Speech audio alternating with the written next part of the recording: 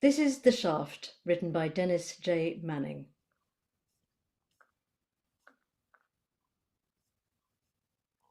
The curtain rises to reveal Bob standing over the body of the man he's just killed, Mickey Wilson. A tense silence fills the air. The stage is dimly lit, casting long shadows that merge with the darkness of the alleyway set. Bob, a man hungry for power, wealth, and position, looks down at the lifeless figure at his feet. Harrisburg, Pennsylvania. What a lousy town. What a place to survive in. That is all I'm doing, surviving. I want more. In life, power is the only currency that matters. But like any currency, it can be stolen, forged, or earned in blood. Mickey Wilson, you gutless bastard. Well, Mickey, look at you now. All your bravado, all your schemes, reduced to nothing but a stain on the floor. But you underestimated me, Mickey. The truth is, you were nothing but a puppet, dancing to my tune. I was the one pulling the strings all along, orchestrating every move, every step you took. You see, Mickey, in this game of life and death, there are only two roles, the predator and the prey. And you, my friend, were always destined to be the latter. So go ahead, Mickey. Lay there and rot. From now on, it's my rules, my game. And nobody will ever dare to cross me again. I killed you, Mickey Wilson, because you were out to get me. I was provoked. You came on to me. You wanted favors. Yes, so I did your favors, and you said that wasn't enough. I had to do more to you, for you. I charmed you up. They say I'm a smoothie, and I knocked you down. I had you on your knees. I said, your turn to do favors now. You took it. You loved it. I took the lead, like I always do. I choked the last lousy breath out of you. Mickey? Anything? You got anything to say? I am out of this hole of a town. Harrisburg has no future for me, none. Big day, take charge. If you want to get somewhere, you've got to go somewhere.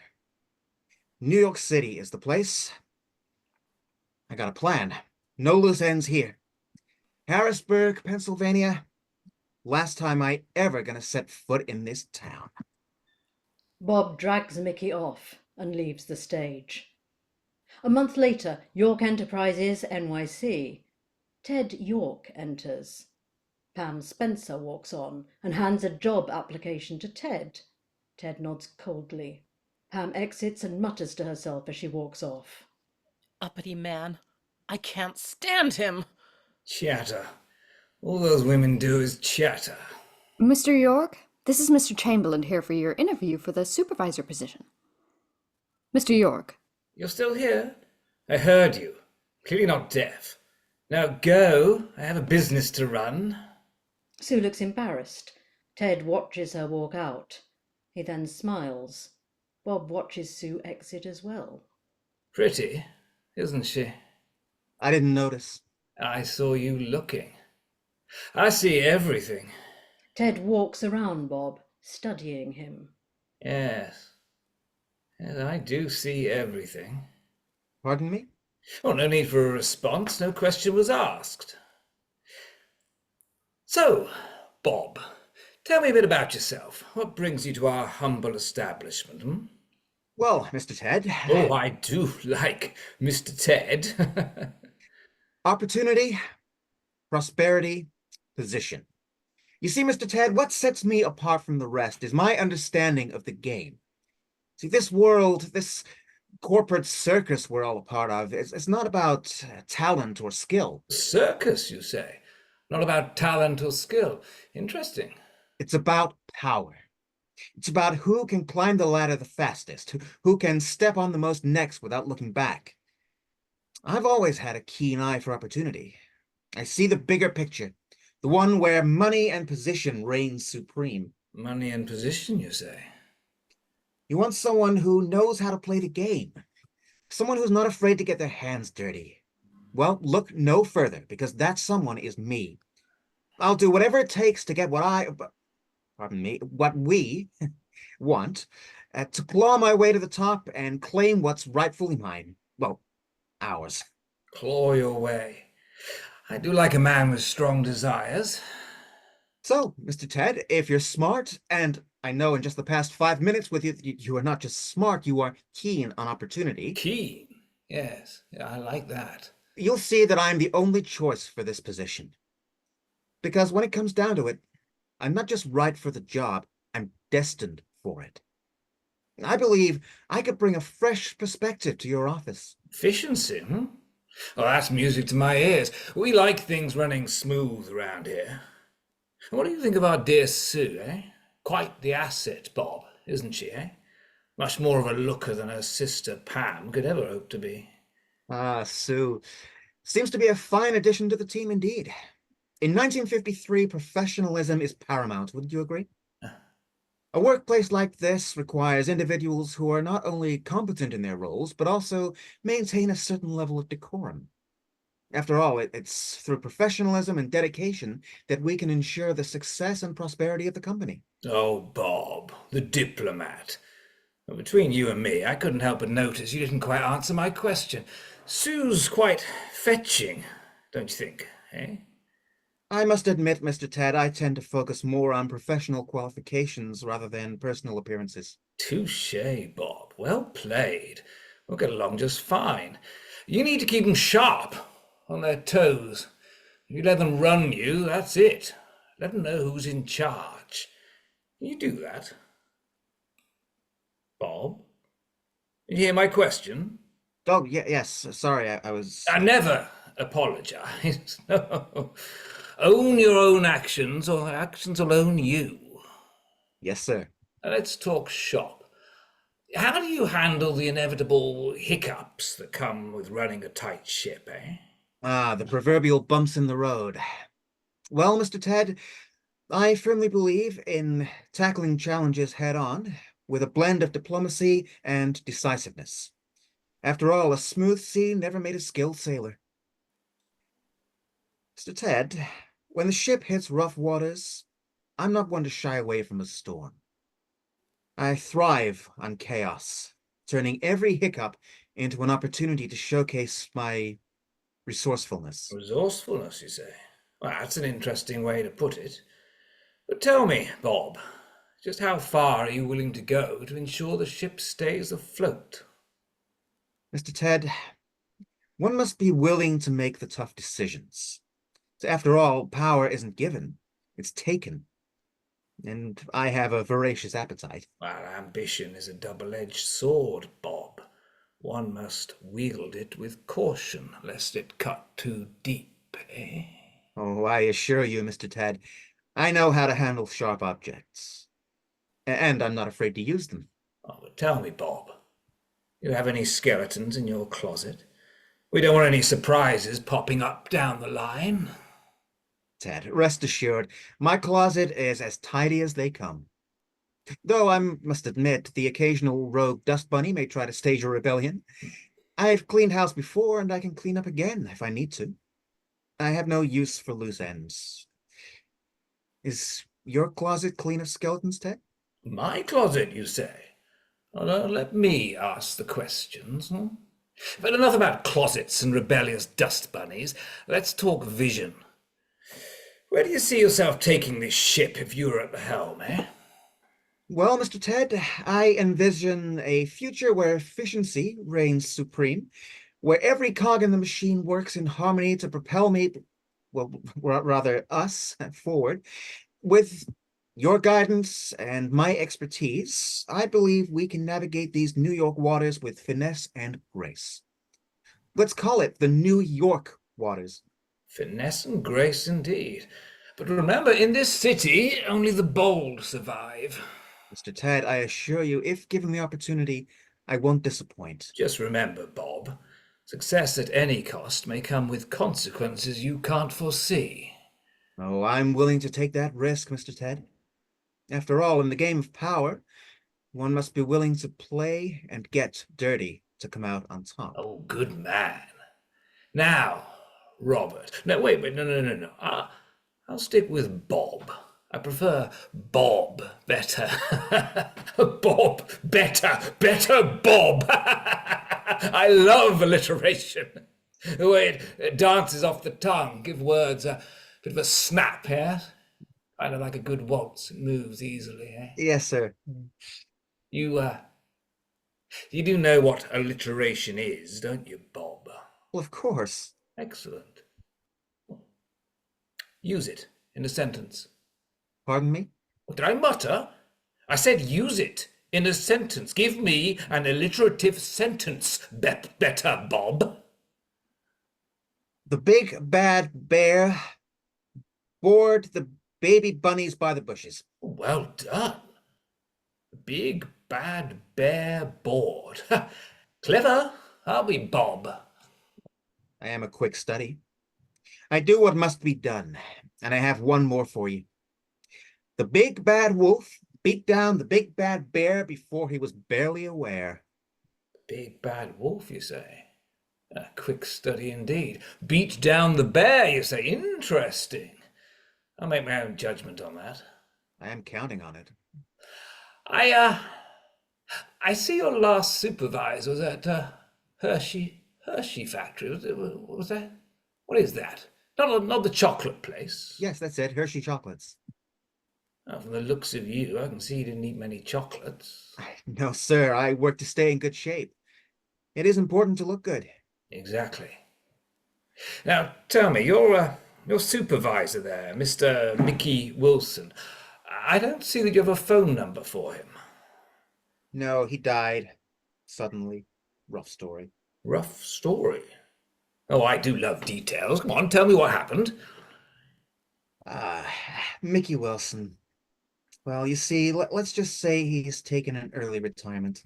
Early retirement, you say? Well, that's quite the euphemism, Bob. Do you care to elaborate on that? Let's just say Mickey's clock punched out a little sooner than he expected, Mr. Ted. Seems he met an unfortunate end in a dark alley downtown. A real tragedy, if you ask me. I was there. I saw this guy choke the life out of him right in front of me. This guy came out of nowhere and knocked Mickey down. I got knocked down too, and the guy strangled Mickey right there. I think Mickey underestimated the guy and didn't see it coming. Choked the man right in front of you. How thrilling. You know what that guy said as he choked that last breath out of that poor unlucky bastard, Mickey Wilson? What? What did he say? Big day, take charge. Then he fired a shot at me and ran. Big day, take charge. Big day, take charge. Day, take charge. Interesting. Bob, you are easy on the eyes. Sir? Bob, stay focused. Let's cut to the chase. Can you be trusted? Trust, Ted? That's a rare commodity in these parts. But rest assured, when it comes to matters of business, my word is as good as gold. Can I trust you to keep my secrets safe? Ted, secrets are like currency in this city. And let's just say I'm quite the savvy investor. Your secrets will be locked away tighter than Fort Knox. Well, Bob, you certainly have a way with words. But remember, trust is earned, not given freely. I'll be keeping a close eye on you. What about you, Bob? You have any secrets, Well, Ted, we all have our little secrets, don't we? I'll do whatever it takes to earn your trust. After all, in a city as unforgiving as New York City, trust is the most valuable currency of all. Whatever it takes to earn. Noted. We'll be famous one day, eh? Get your name on the society page like the good name of the York family, eh? Oh, I will make the headlines for sure. People will know my name.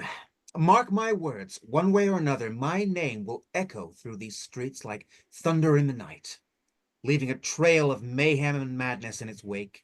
Mayhem and madness, you say? That's quite the prediction. Ted, the world is a stage, and I intend to play my part with gusto. They'll talk about me in hushed whispers, weaving tales of my exploits into the fabric of a legend. Electrifying it will be. I can see it all now. Electrifying, you say? Interesting. I do wish I could have spoken with that Mickey Wilson to get the real story. This is the real story. A dead man tells no tales. Right. Seems like there's more to this tale, though. I will find out. I'd find out everything. Ted, if you're feeling adventurous, feel free to dig. Just remember, you do so at your own risk. A warning, Bob. Well, I'm not one to be easily deterred. I have a knack for uncovering secrets. Oh, I don't doubt your skills, Ted. But remember, some secrets are buried deep for a reason. Interesting. I'll take my chances, Bob. I'm not afraid of what lurks in the shadows. Famous last words, Ted. Remember, curiosity killed the cat. Sue enters with a paper for Ted to sign. Bob watches Sue the entire time, studying her. Mr. York, can you sign this invoice? Miranda sent it down for you to sign. Ted looks at the invoice, scans it, takes a pen from his jacket and makes a note on the invoice, and then, with great care, he signs his name. I took $10 off for their lateness. I detest lateness. Sue takes the invoice and departs. Bob watches her leave. I saw you looking, watching. So let's clear up a few things now. Clear up. Rules, Bob, rules! I saw how you looked at that secretary as she entered and exited. No, that was nothing. Liar! Oh, I detest liars.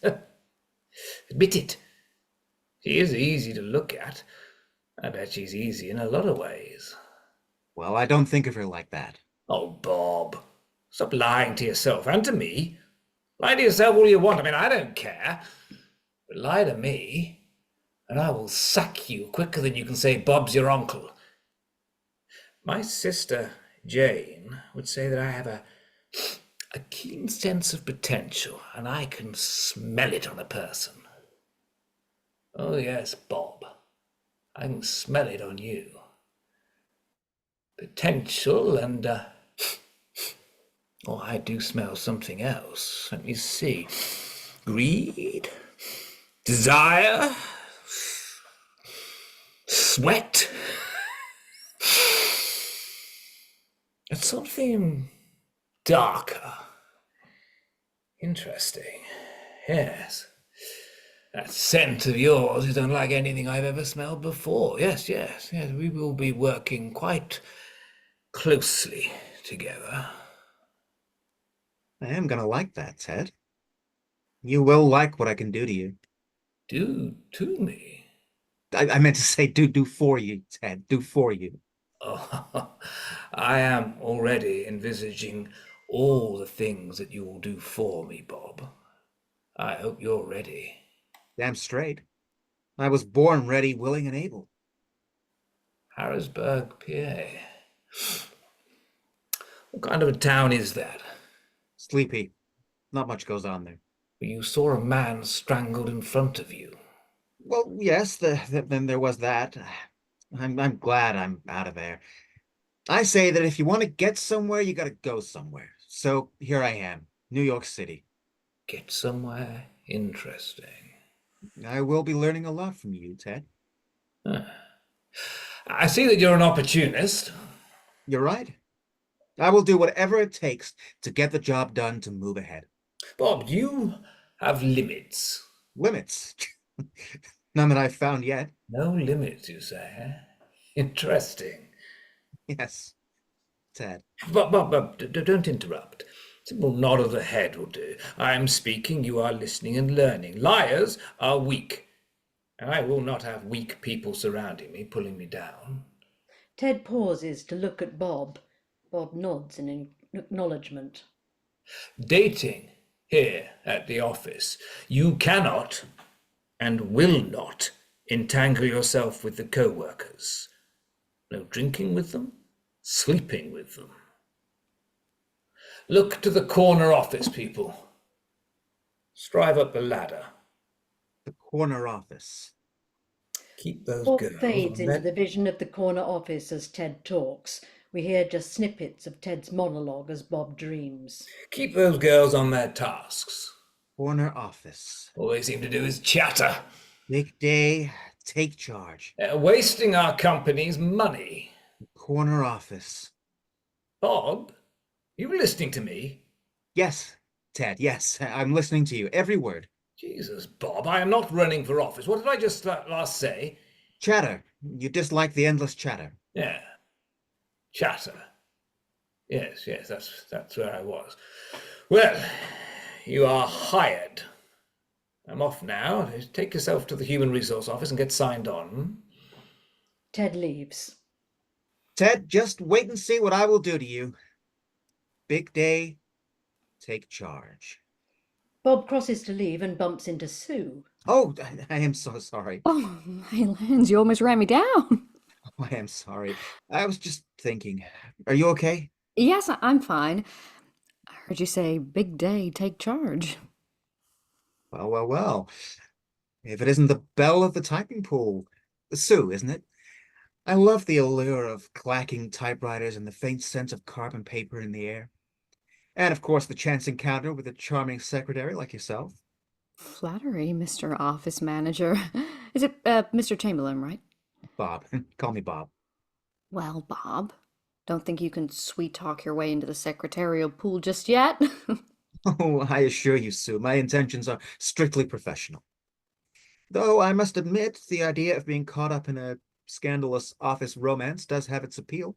Scandalous? My, aren't we jumping to conclusions already? Let's at least wait until we've had our first coffee break together before we start planning our tabloid headlines. Fair enough, Sue. But mark my words, by the time that coffee break rolls around, you'll be begging me to join you for a smoke break out on the fire escape. We'll see about that, Bob. Until then, I'll keep my wits about me and my Timex locked up tight. Suit yourself, Sue. But just remember, a little office intrigue never hurt anyone. Besides, it's 1953. What's life without a little excitement? I need to get that human resource desk. Where is that? I can take you. Before you show me around, can we talk for a moment? What is your full name, Sue? Sue. Sue Spencer. What do you want to talk about? Well, Miss Sue Spencer, you are a pretty one. What do I need to do to go on a date with you? Oh, Mr. Chamberlain, you know Mr. York's rules. We cannot date. Besides, you're my new boss. Like I said, you are pretty, Miss Spencer. May I call you Sue? Oh, I don't know that we should be on a first-name basis at work. Okay, then how about outside of work? I can call you Sue then, right?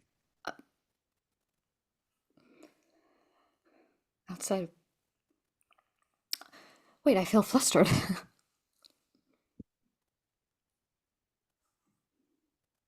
I need someone to show me around.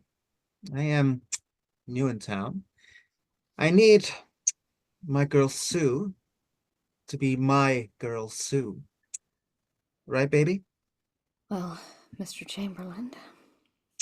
Bob. My name is Bob. Say it. Bob. Bob. There. See how easy that was? So, Sue, where do you live? I need to come over. An apartment building in Midtown, 17th floor. Great. I'm sure I will love the view. You live alone? Yes. Great. I'll bring my things. Your things. We can't date here at the office.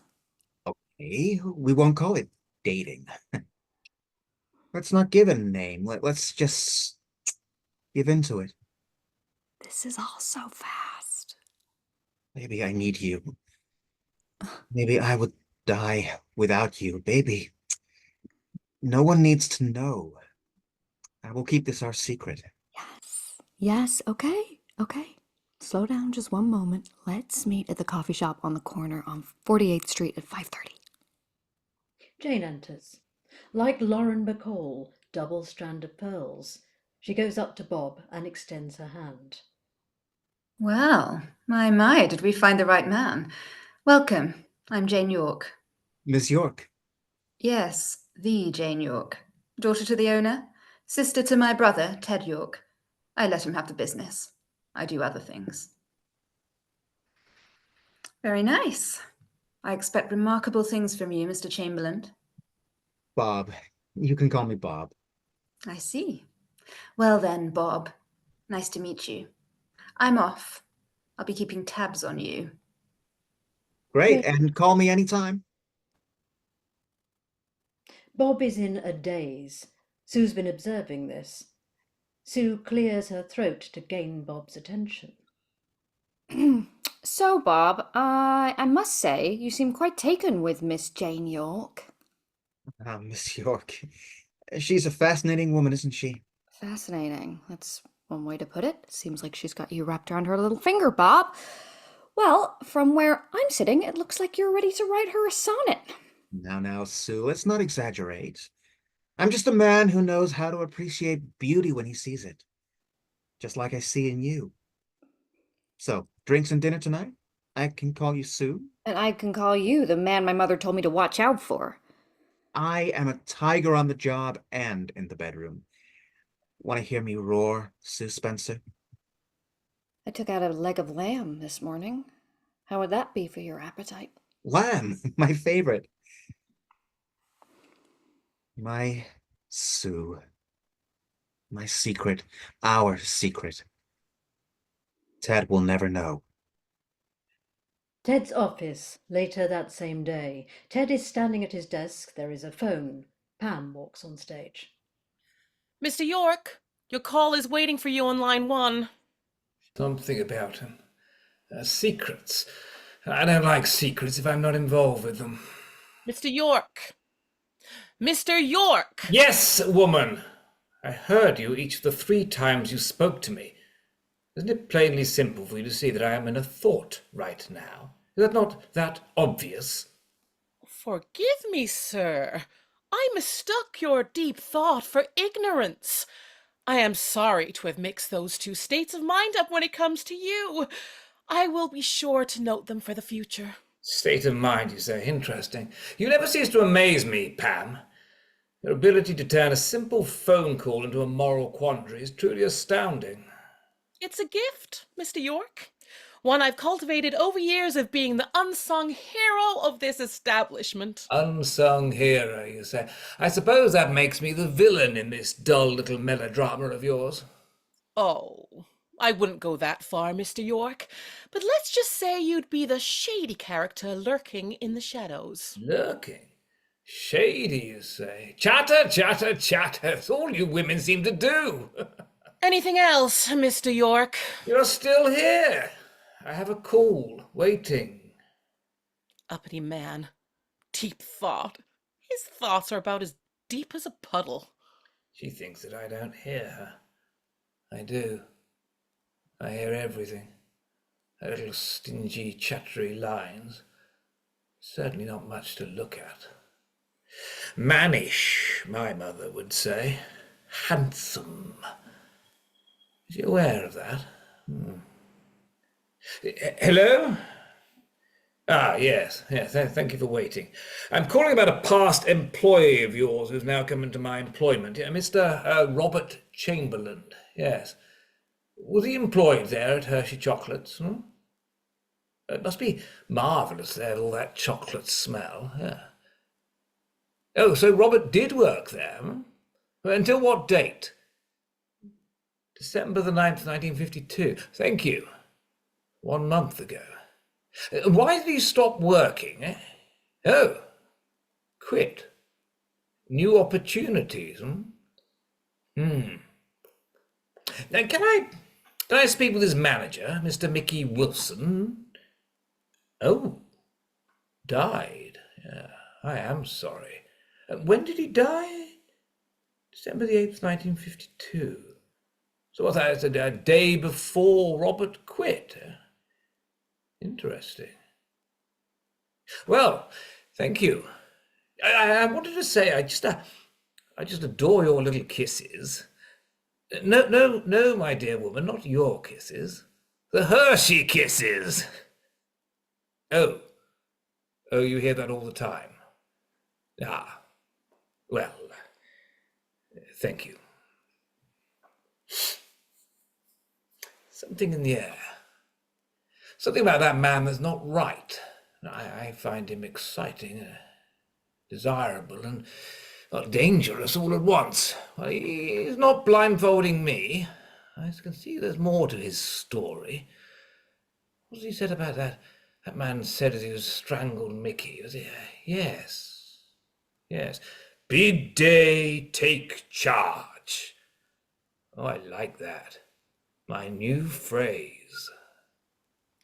3 months later, 1953, 8 a.m. Hallway of the apartment building of Sue and Bob. Center stage is the elevator. As the lights come up, Sue walks on briskly, dressed for the office. She looks at her watch, taps her foot. She pushes the elevator button. Bob? Come on, we're going to be late. Yes, Bob rushes on, bagel in hand, briefcase. He puts on his hat. yes, I'm coming. We have time. Always do this. We can't be late. After this baby, I want so much for the three of us. Sue, don't worry. I am moving up. Oh, you are a smoothie. That's what all the girls say. Really? All the girls? Which ones? Sandra? Emily? Rose? Bob has his back to the elevator and he kisses Sue. The door opens and Bob makes a step backward to enter the elevator. He puts 1 foot back. Sue screams and grabs Bob. The door's opened, but there's no elevator. It's an empty shaft. Sue pulls Bob back towards her and Bob's hat falls down the shaft. Sue screams. Bob! Oh my God, Bob! I could have been killed. My hat went down the shaft. If you fell, where would I be? How would I manage? I don't know. The elevator doors close. Bob pushes the button back again.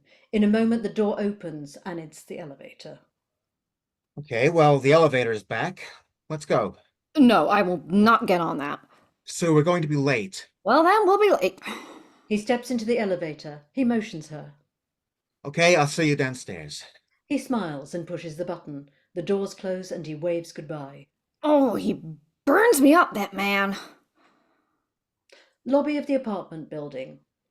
She exits. We're in the lobby of the building. The doors open and Bob steps out. Smug, smiling, looking at his watch. 30 seconds go by and Sue enters, scurrying, winded. Well, about time. Don't start. Just don't.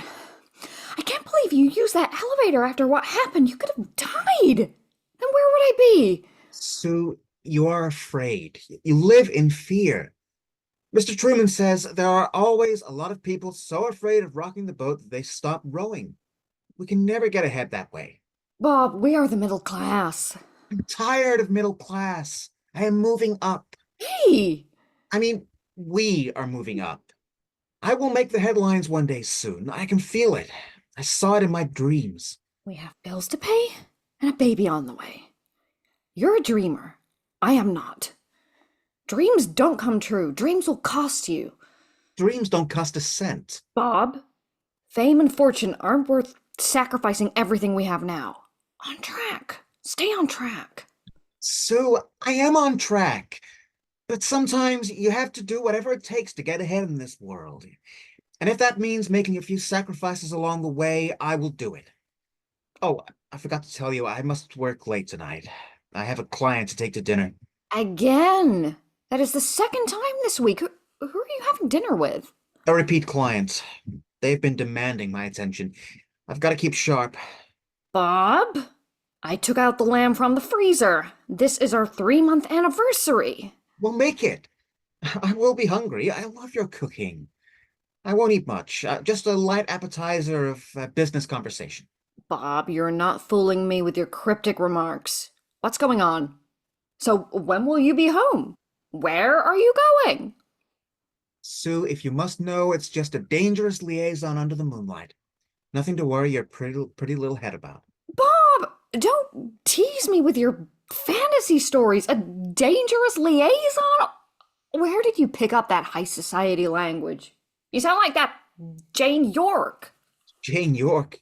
Now there's a woman of class. Class, huh? Well, isn't that just a fancy word for money? So what about my lamb and our anniversary? Make the lamb. But what time? Later. Late. Let's say by 10. I don't see what the point is then of me cooking the lamb.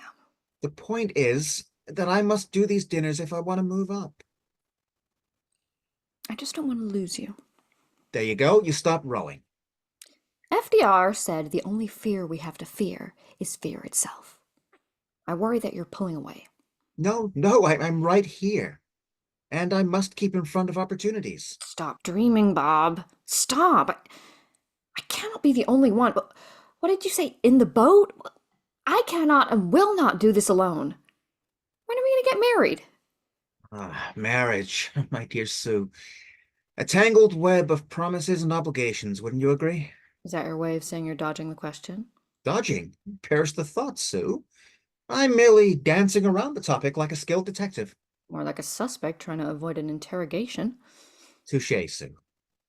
But you must admit, marriage is a serious commitment. Bob, I'm 3 months pregnant. Keep that secret quiet. Secret? Well, Bob, I'm starting to show. If Mr. York knew, I could be fired. I'm not supposed to be with any of the help. The help? You know what I mean. The girls, the office girls. The help? The girls? You're getting too many ideas into your head. Sue, I am always thinking. No, you're always dreaming. There's a difference. You wanted me. You said you needed me. You said I can't live without you. Sue, I know. Don't get all worked up. I almost lost you this morning. In that shaft, I saved you. I have angels all around me. Angels? Who pulled you back? Who?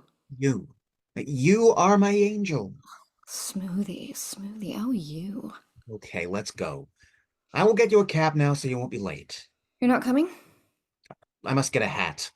I can't go to dinner without a hat. It won't look good. Yes, you're all about looks. Corner office people wear a hat.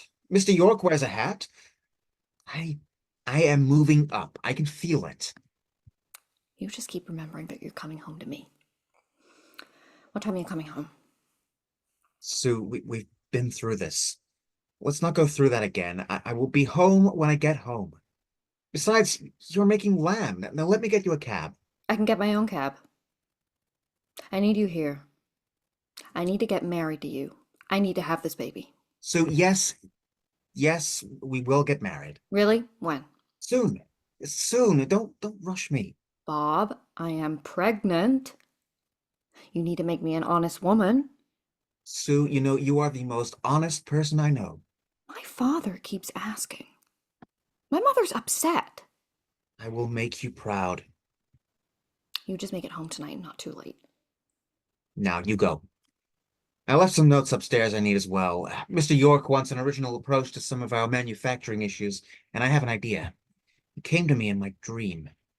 Oh, you and your dreams. Okay, I'm going. Will I see you during the day? No, I have a meeting to get to and then that dinner. Well, try to stop by. I would just die if I could not see you. So you get so dramatic. If I just knew you loved me. Bob kisses Sue and eases her towards the door. Sue, I love you. Bob, we should get married. Nothing big, but let's not wait. You better catch the cab. Okay, I'm going. Remember, I'm making that lamb for you. Sue exits. It is getting late. I almost fell down the shaft. God, what a way to go. Who could survive that fall? Bob and Sue's apartment and Jane's apartment, 8:15 a.m. Bob gets back on the elevator. The elevator opens and we're back on the 17th floor. Bob opens the apartment door and goes to the phone stand. As he calls, the light comes up on the other side of the stage in an apartment in town. Jane is reading a society paper. The phone rings 3 times. Jane's in no hurry. She looks to the phone, glances back at her magazine. Come on. He checks his watch. The phone rings 2 more times and then Jane answers in a sultry Lauren Bacall voice. Hello? Jane, baby, where were you? I thought you were going to pick up. I'm dying here without you, baby. Oh, Bob, don't be so dramatic. I'm right here. You are late in calling. A girl should not be kept waiting. This girl has choices. Choices? Who? I would kill anyone who came close to you. You are mine, baby. Oh, Bob, such a tease. Remember, you are taken. Your girl, Shirley, Sally, what's her name? So cute, so plain, so common. Jane, her name is Sue, but let's not bring her up. This is about us. Oh, yes, Sue. Okay, I won't bring up that she's having your baby. That you're living with her. No, I won't mention that at all. And like I said, a girl does have choices. Jane, you are killing me here. Come on, don't do that. I'm going to take care of that, all of that. Really, Bob? Really? When? Tell Jane when. All I hear is, Jane, I love you. Jane, you're the one. Jane, I can't live without you. Jane, I dream about you. Well, what about all of that, love? I will wrap it up. I just need time. Okay, I'll give you some time. But Oh, Jane, come on. I will not wait too long. Do they know about you two at the office? No, nobody knows anything. I don't want to be known as that woman that stole a man away from his pregnant wife. Girlfriend, she's not my wife. Well, either way, she is still pregnant. You're still with her. I am alone, and I am left waiting. Baby, I know. Don't baby me, Bob. You said you love it when I call you baby. Men. How does that song go? I want to wash that man right out of my hair. Jane, I gotta see you. Of course you do. Of course you do. There is just one question. Anything, baby, just ask me. The question is, does baby want to see you? You are driving me crazy. Come on. Are we still on for dinner later? I want a lot more than dinner from you, mister. Okay, a quick drink at Delmonico's and then back to your place. I want you longer. Why do I get moments and she gets all the memories? I want some memories with you. Can we dance tonight? Baby, I will give you the moon and the stars and we will dance the night away. Wonderful. But she must go. I will not be included in some scandal. Look at Elizabeth Taylor, already married twice. Baby, you are so much better looking than Liz. When? When what? My ring. A girl needs to feel like she's the one. While a walk in the park is nice, it's not a date unless the man pays. So, dinner tonight? Smoothie. Look how you change the subject. So, 7 p.m.? Yes. I look forward to this. That's my girl. But I'm not your only girl, remember? Yes, I remember. But baby... No more baby until I see a ring. Jane, come on. I must know that you will wait for me. I only have my love for you. Not true. You have that pregnant Sue girl. How will you get out of that so I'll have you all to myself? I have that planned. Really? Oh, I must hear that plan. Tonight, I'll tell you everything. Don't keep things from me. I will know if you do. I can help you advance, and remember that I will not be involved in a scandal. I love you, Jane. Of course you do. Everybody does. And? And what, Bob? What are you waiting for? Jane, do you love me too? Sure. Well, that did not sound convincing. Well, I am fond of you. Bye now, Bob. Ted enters with a casual, disinterested look. Does father even know about this? Jane, stay in your class or go higher. Bob is so what is the word? Pedestrian. Let me take care of myself and my affairs. Father will be fond of him, just like I am. Fond. You can be fond of a puppy. Something about Bob I just do not like.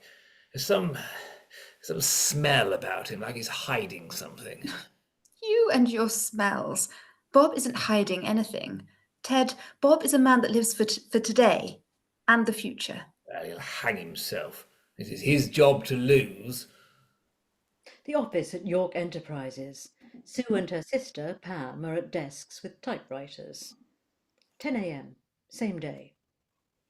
Sue, my dear sister, have you considered the long-term prospects of hitching your wagon to Bob's shooting star? What do you mean, Pam? Bob's a wonderful man. Oh, absolutely, because every girl dreams of settling down with a man who can't commit to dinner plans, let alone a lifetime together. That's not fair, Pam. Bob just has a lot on his plate right now. Yes, I'm sure his plate is positively overflowing with ambition and responsibility, or perhaps it's just a healthy serving of avoidance and excuses. You're being cynical, Pam. Bob loves me. Ah, yes, nothing says I love you like a man who won't take responsibility. You just don't understand, Pam. Bob's different when we're alone. Yes, I'm sure he's a regular Prince Charming when the curtains are drawn and the audience is out of sight. But forgive me if I'm not convinced by his performance. Fine, Pam. You win. Oh, Sue, I'm just looking out for you. After all, we are sisters. Bob needs to make this right. There is something not right about him, some secret. No one knows here. Keep it down. Everything's right. That is my point.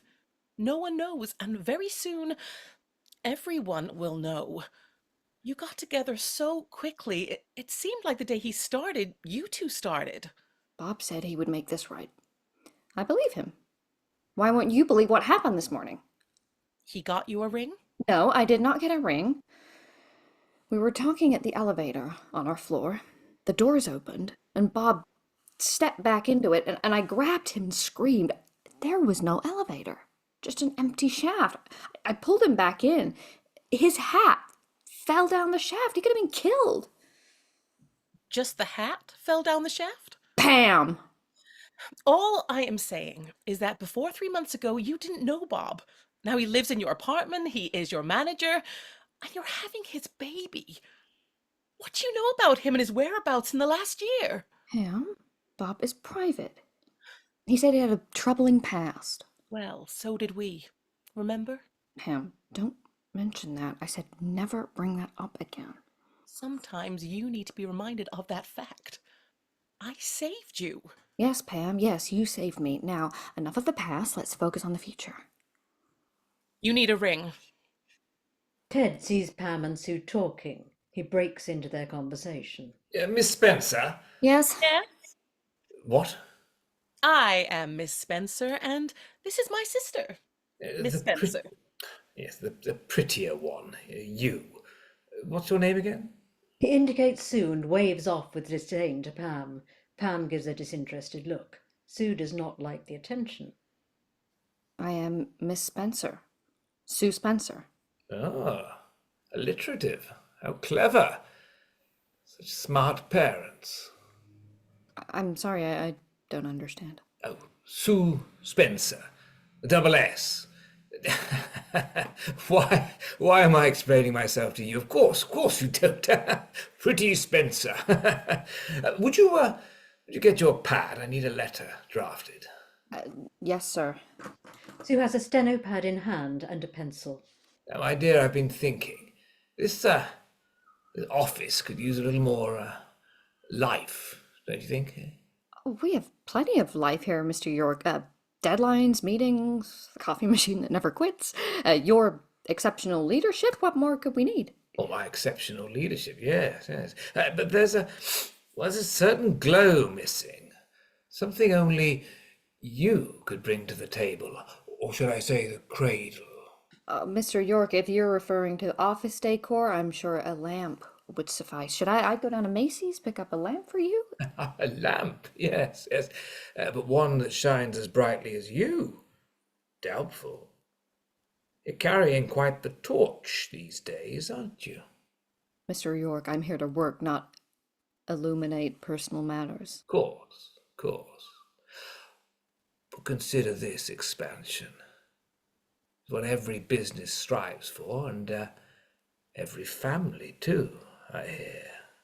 Expansion in business is one thing, Mr. York, but I've always had a knack for spotting potential, and I must say your potential is expanding by the day. Mr. York, my potential, as you call it, is none of your concern. Now, can I help you with that letter?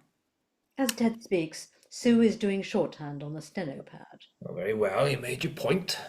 But remember, in business as in life, opportunities don't come knocking twice. I'm writing a letter to Hershey Chocolates, Human Resource Department. I need the story on Mr. Chamberlain. Now, pretty Spencer, would you tell me your name again? Sue? The name is Sue? Okay. Well, I will not remember that, so I'll just call you P.S. Pretty Spencer. Yes, now that I can remember. P.S. Now, P.S. Take a letter. But first, you are a pretty one. Plain like a glass of milk. Who are you dating these days? P.S. Mr. York. P.S. No need for formalities when it's just us. You can call me Ted. On the office floor, you'll always respect my position and address me as Mr. York, though. Is that clear? Yes, Mr. York. P.S. You may be pretty, but your sister has the brains. We are not on the floor. We are here, together. You can call me Ted. Yes. Ted? What should this letter say to the Human Resources Department at Hershey Chocolates? Yes, we will get to that, P.S. Now back to you. I have been watching you. Yeah, you're not like those other office girls. They're all nameless and faceless to me. I cringe when I walk by them and hear their endless chatter. What do they talk about all the time? What is it? Chatter, chatter, chatter, chatter. I don't know, Ted. They just talk. No. I want to know what they talk about. Is it about me? About our great company? About moving up? Details, P.S. I want the details. Well, they talk about their boyfriends, their husbands, their dreams, the latest picture show. They love the music from South Pacific. You? Do I what? Oh, P.S. You're just not too bright, are we? No matter. Do you have the looks? Sure, you've caught the eye of many men. Haven't you, P.S.? No. No, sir. Oh, don't lie to me, P.S. Detest liars. Weak character, that's what it shows. But right now, P.S., I'm going to kiss you. What? Ted gives Sue a full and passionate kiss. Then he stands back and smiles. There. Wasn't that good? I know you liked that because I liked it, right, P.S.? Well, Ted, we shouldn't. Bob enters. He hasn't observed the kiss. He hands a report to Ted. Ted, I have that report to review. Miss Spencer, why are you not back at your station? Well, Mr. York needed me to take a letter. Oh, Bob, leave her alone. I asked her to take a letter, but it seems she's a little slow. She's got other skills that I'm exploring right now, but her steno skills are not what I expected. Yes. Back to your station. I may bring you in later to teach you some things, sharpen you up a bit. I'll not have slow girls at my company. I want her available when I need her. Yes, Ted, I'll see to it, personally, that she sharpens her dictation skills. Now, run along, Miss Spencer. Sue leaves in a bundle of nerves. Sue and Pam silently talk and go about their secretary work unheard and without taking from their current conversation of Bob and Ted. Ted casually leafs through the report Bob's given him. So, Bob, You finally decided to crawl out from whatever rock you've been hiding under. Ted, you wound me. I was merely biding my time. Biding your time, or spending it wisely planning your next double cross? You know me, always a step ahead. But today I'm here as a friend. Oh, it's friends like you who needs enemies. Come on, Ted. We're two sides of the same coin. Except my side's just a bit more polished. Your side polished, you say? Polished or not, still buys the same brand of trouble. Ready to dance with the devil? Only if I lead. And Bob, remember, I always lead. Your job is to anticipate my next move. Ted, I am dancing circles around you already. Circle, as you say. Dancing around. Interesting. You know, ambition is a hungry beast, always looking for its next meal. Just remember, it can easily decide you're the main course. I'm well aware. But I'd rather dine at the table than wait for scraps. Oh, Bob, you remind me of myself when I was younger. Hungry with your eyes fixed on the prize. Let me tell you, the hunt can cost you more than you're willing to pay. I'm ready to pay any price, Ted. Success isn't handed out. It's seized by those bold enough to take it. Question you need to ask yourself, Bob, is what are you willing to sacrifice? Your integrity, your relationships, your very soul? Whatever it takes, Ted. I didn't come this far to only come this far. Consider this my final piece of advice, Bob. Be careful what you wish for, because you just might get it.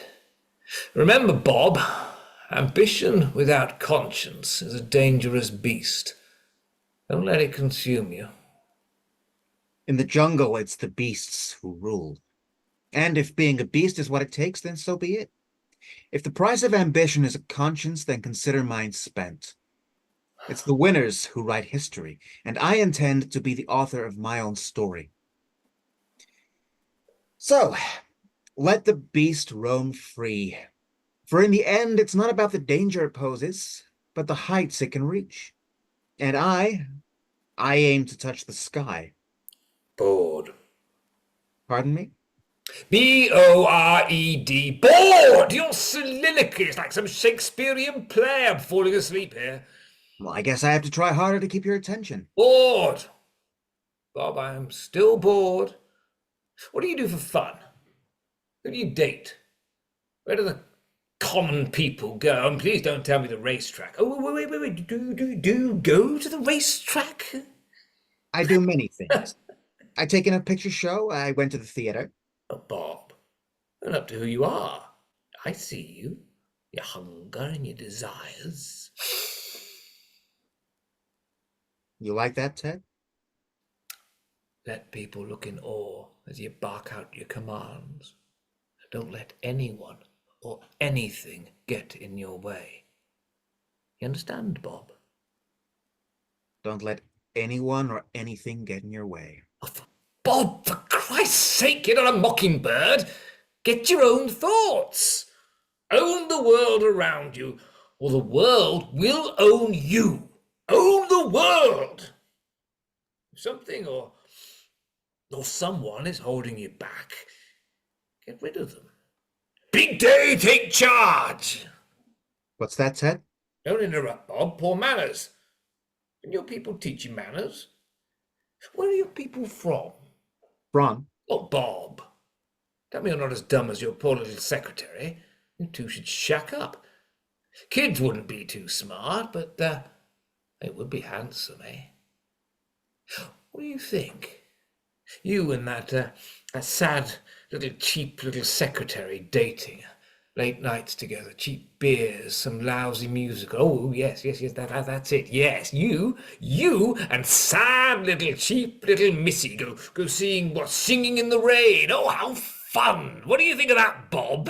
I can find my own dates. Yes, but Bob, can you have your pick of any of those greasy, easy girls, eh? I bet those office girls are all easy. Oh, they do chatter. All the time I walk by them and they chatter. Just a simple beer and a kiss, and they invite you right in. Am I right, Bob? Is that how it is, eh? Ted? Don't, Bob, don't interrupt. You're easy on the eyes, eh? Climb the social ladder. You don't have money, and I can smell that greed on you. Oh, I can smell it, that smell of hunger. Oh, and greed, yes. If you look hungry and eager like some back alley dog, then all you'll get are bones. Bob, you don't want bones, do you? No. No, you must set your sights on more. Learn to finesse and win over the next social circle up. If anyone or anything is holding you back, erase it. Move on. Look forward, Bob. Circle up and not back. You understand? Yes, sire, will always do what has to be done. I will listen and be damn straight sure that no one holds me back. Here. Well done, my boy. Well done. Now, take this, and only take this if you'll use this to take out a lady tonight that is above your class. If I find out that you used this to buy a cheap girl on 42nd Street, or take someone like sad little P.S. out for a beer and roll in the mattress, you'll pay this back in interest in your paycheck this Friday, and I will know. Is that clear? One condition. Condition? Sure, what? That whenever I want you, I will have you. Ted kisses Bob, long and hard, then pulls back slowly. Bob looks like a lion ready to pounce on his prey. He gives a wry smile. This kiss didn't faze him. Ted pushes the bill into Bob's front pants pocket. He feels around and feels that Bob has gotten excited. Oh, I see you liked that. And now I did. So if I liked it, then I knew you would. There's always more where this came from. Always. If you understand my conditions. Now, don't overthink it, Bob. I have many desires, and I care not one more than the other. I just care about my desires right now. And right now I desired you. I like what I see so far. Now, go. Go find a girl above your class. Go take what you want. And tomorrow night you'll have dinner with me. I'll bring a change of clothes. We're heading into Newbury to check out a new business proposal. Ted, I'm here to serve the company's interests, of course. Your desires are paramount in ensuring the success of our endeavors. Rest assured, I'm committed to working diligently to achieve our shared goals. After all, a symbiotic relationship between employer and employee is key to thriving in this competitive landscape. Good. Take command, take charge. What did that murderer say, eh? That big day, take charge. Ah, my new phrase. Big day, take charge. I love the way it sounds when I say it.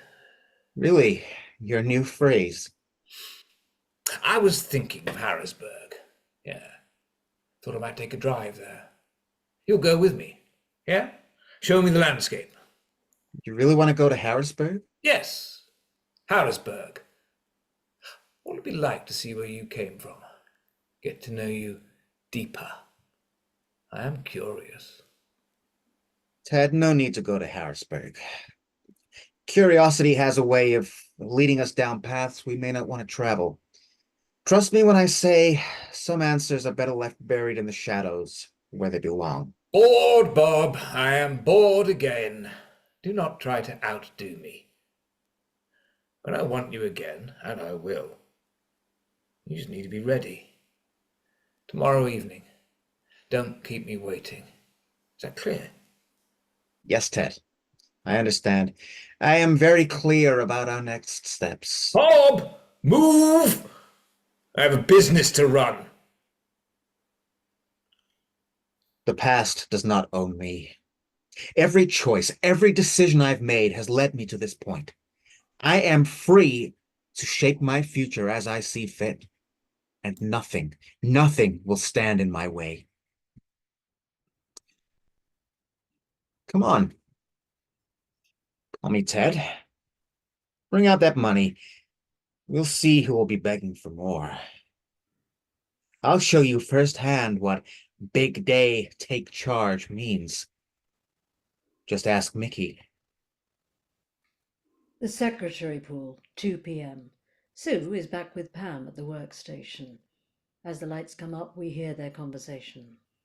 Oh, the arrogance of that man! Smug. Do you know what he called me? Do you know? What? P.S. P.S. I don't get it. Oh, for pretty Spencer. And the way he talked down to me, he said, oh, P.S. just not too bright, are we? Oh, no matter. You do have your looks. I'm sure that you have caught the eye of many men, haven't you? P.S. P.S. I hate that man. Oh, I've heard one too many of his pep talks. It's like listening to a broken record on repeat. Uppity. Uppity. And then he kissed me? Who kissed you? Ted. He said, there, wasn't that good? I know you liked it because I liked it, right? P.S. Mr. Ted York kissed you? Well, aren't you lucky? You should gain his affections. Pam! No! God, I can still taste him in some awful French cologne he wears. The scent's all over me. Bob enters and addresses the women. Miss Spencer? Yes! Yeah. What? I mean, Miss Sue Spencer. Miss Spencer, you may be dismissed. Go take a break or a powder or whatever your women do. Which one? What? Which one of us do you want to take a powder? Obviously you, Miss Pam Spencer. Now go. Sue, will you be okay? Pam, yes. I'm fine. Right as rain. Take a powder. Take a powder. What does she mean, are you okay? Sue looks around and gets her purse and takes out a nail file and does her nails. Why is Ted York writing to the Human Resource Department at Hershey's Chocolate about you? That's nothing. He must want a reference. A reference? Bob, you're already hired. And what happened in Harrisburg, you never talk about it. Dead end. That chapter is closed. I moved on. End of story. Bob, did something happen there that you're not telling me? No, nothing happened. Whatever you say, boss. I don't think I like your tone. Get used to it. Look, settle down. Now, what happened with Ted? What went on in there? Nothing really, just reviewing my performance. Said I had a lot of potential. And then he kissed me.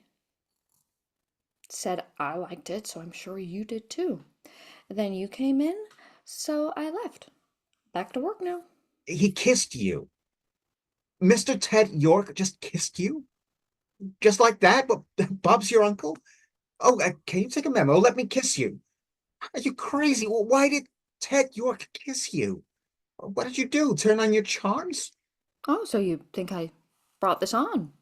And I don't think I like your insinuation that I, turned on my charms? My charms? Yes, I see how you are. You are weak. You better wise up and stop dreaming. I need you to keep this job and move up. We are having this baby and you will support us. Understood? Yes, I know. What do you know, Bob? Enlighten me, please. Ted gave me a nickname. He and I are on first name basis. Then he kissed me. Did he give me the nickname before or after he kissed me? I'm a little fuzzy on the details. How did all of this happen? Oh, it happened about 20 minutes ago. That's how it happened. And he kissed me. Does Ted have a nickname for you? Did Ted kiss you? Man, the arrogance, the things that women put up with. This would never happen between two men. Will you stop filing your nails? I am just a helpless, as Ted would say, not too bright girl. He calls me P.S. and then he kisses me. P.S. What the hell does that stand for? Pretty Spencer? Just stay away from him. I am your boss. Bob, honey, Ted is your boss. A junior vice president, the heir to the company, his father's company. He does have that sister. What's her name? Oh, yes, Jane. She's pretty enough, but I bet she's cold. Don't cross me, Bob. Don't. You know you have responsibilities. Yes, so you keep saying. I must go. I have a few meetings and then that dinner meeting tonight. Right? What time will you be home? Late. And I have a meeting and a trip with Ted tomorrow. We're going to see a new location. Oh, a new location. So you and Ted York are now as thick as thieves, right? Things move quickly in your world. Mr. Bob just moving right on up the ladder. Don't be home too late. I'm cooking lamb, your favorite. Don't wait up. Mrs. Spencer, please report to Mr. York. Mrs. Spencer, please report to Mr. York. Sue Yes, enters Mr. York. and goes up to Ted. What can I do for you? Is there a letter you want me to take? Oh, no. No, I've seen your steno skills. Not up to par like that dreadful sister of yours, the other Spencer. I need you to run an errand for me later, about 7 p.m. Well, Mr. York, I would love to, but...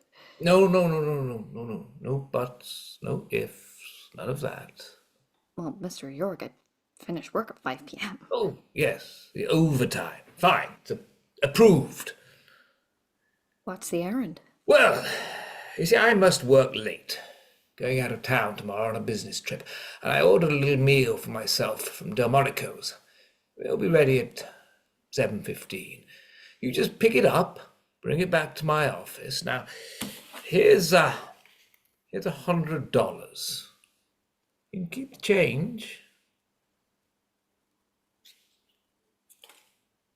Right. No problem, Mr. York. Delmonico's at 7:15. I won't need the remaining cash. You pay me handsomely here, and now with the overtime, I'll be all set. I'll bring you back your dinner, the receipt, and the change. Is there anything else, Mr. York? No. P.S. That'll be all until later. Okay, go on. Back to work with you. Got a business to run. Delmonico's restaurant, 7:15 p.m. A hostess centre. Soft music is playing. Bob and Jane are seated. We hear their laughter and muffled conversation, very much in love. Waltz music is playing in the background. Sue enters and speaks to the host about the dinner. She presents the $100 bill. The host nods and motions, just a moment. Bob and Jane are unaware of Sue. Bob gets up and asks Jane for her hand. She laughs. They dance, they kiss, they laugh. Sue is watching this encounter. She is frozen. She's in shock. The host returns with the food in a carry-out bag with the change. Sue is simmering with anger. The host sees Sue looking to Bob and Jane. He looks back and nods to Sue and smiles. Bob and Jane twirl and laugh and kiss and dance. Spotlight on Sue. Bob and Jane York. Jane York and Bob. Well, when did all this happen? Where was I? How did I not see this? God, what a fool I am. I have no time for waltzing, but Bob has time. Oh, they look so much in love. Did we look like that just 3 months ago? Lights come back up at the office. Sue enters with the food. Sue is calm, collected, icy. P.S. Well, look at the time. It's just, 7:30. My goodness, that was quick.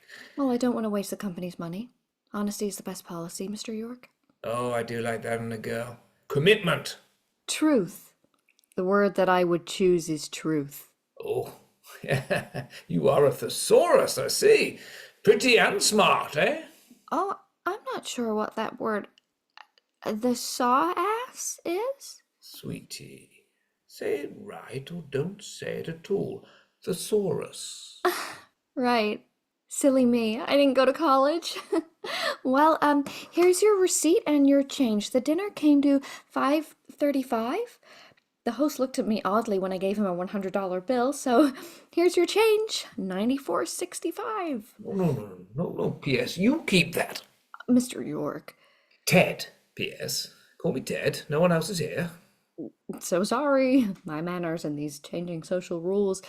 Ted, I couldn't take that money. It wouldn't be proper. Is there anything else? I'd like to get home. I have a lamb to cook. Oh, you cook too. And lamb, my favorite. Over yourself, P.S. Ted, you flatter me. There might be someone joining me later, but I shouldn't talk about my private life at work. P.S. We're going to be remarkably close. You'll be able to tell me anything. Your dreams? Ted, I don't dream. Dreams are for those with money and possibilities. I have neither of those, as you've pointed out many times today, and that's okay. I know who I am and where I am, and I'm fine with all of that. Good night, Ted. Yes. Yes, Ted. Was the restaurant busy? Many people there? I hear they have a marvelous piano player. There was a couple there, waltzing. They seemed very much in love. I just wanted to get that task completed with you, and now I do want to get home. No waltzing for you, P.S. I could teach you. Oh, thank you very much. I do know how to waltz. If there is nothing else, Mr. York, I will wish you a good night. Ted smiles and watches her leave. Oh, my little P.S. Your secrets are not so secret with me. My little P.S. is good at secrets. This is all going to be interesting. Oh my God, I'm starving. Managing people gives me such an appetite. End of Act 1. Act 2. Bob and Sue's apartment, 11 p.m. that night. We're in the bedroom. Sue is in bed. Night lights are lit on both sides of the bed. All is quiet. The clock strikes 11 tones. Bob enters as the tones are sounding. On tone 8, he reaches Sue's side of the bed to turn off the light. Sue grabs his arm, and they pause as the final tones sound. Sue speaks still, laying down but still very much awake. There's no need to waltz around this topic, Bob. I saw you, with her, dancing as if your promises to me were just whispers in the wind. I saw you, Bob, waltzing with Jane York. Sue, you're not looking at the bigger picture. That dance was a step towards something greater for us, for our future. Our future? Or your future, Bob? It seems like you would trade our happiness for a dance with temptation. It's not just a dance, Sue. It's networking, mingling with those who can elevate us to heights we've never dreamed of. Can't you see that this is for us? I see a man so eager to climb, he doesn't realize his ladder is leaning against the wrong wall. I'm tired of your social climbing fantasies. Fantasies.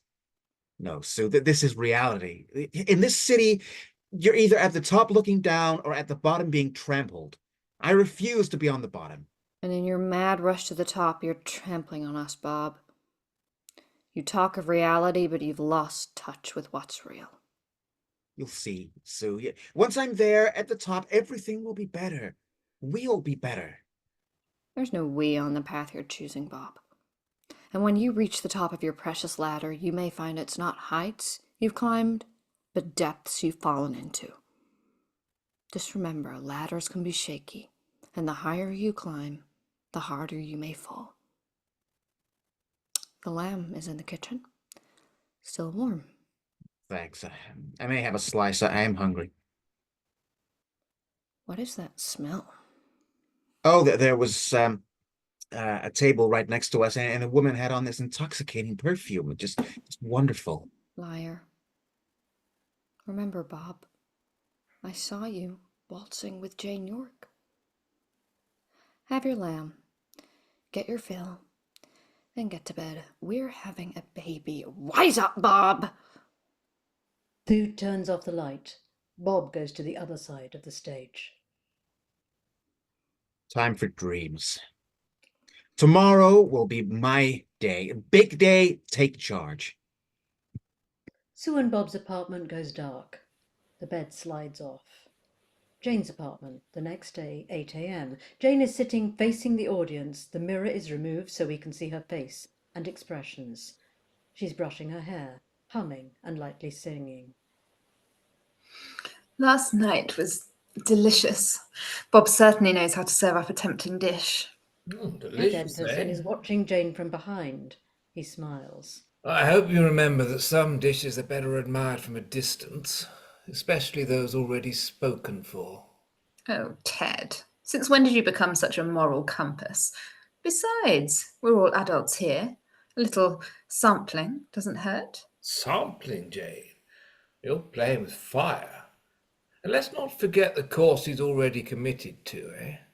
Sue and their upcoming addition. Commitments are just temporary arrangements, dear brother. Besides, a man like Bob is hungry for power. He needs someone who can truly appreciate his appetite. Appetite or not, Bob's plate is already full. He's a manager with dreams bigger than his wallet, with another woman, and they're already expanding their little family. You really want to add to your dish to that crowded table? Crowded tables offer the most interesting choices, Ted. And I intend to be the choice he can't resist. You're playing a dangerous game, Jane. Oh, it was delicious. Bob is so full of passion. I hope you find someone like Bob. You want me to find a man like Bob? No, brother. I mean a woman who will make you feel wonderful.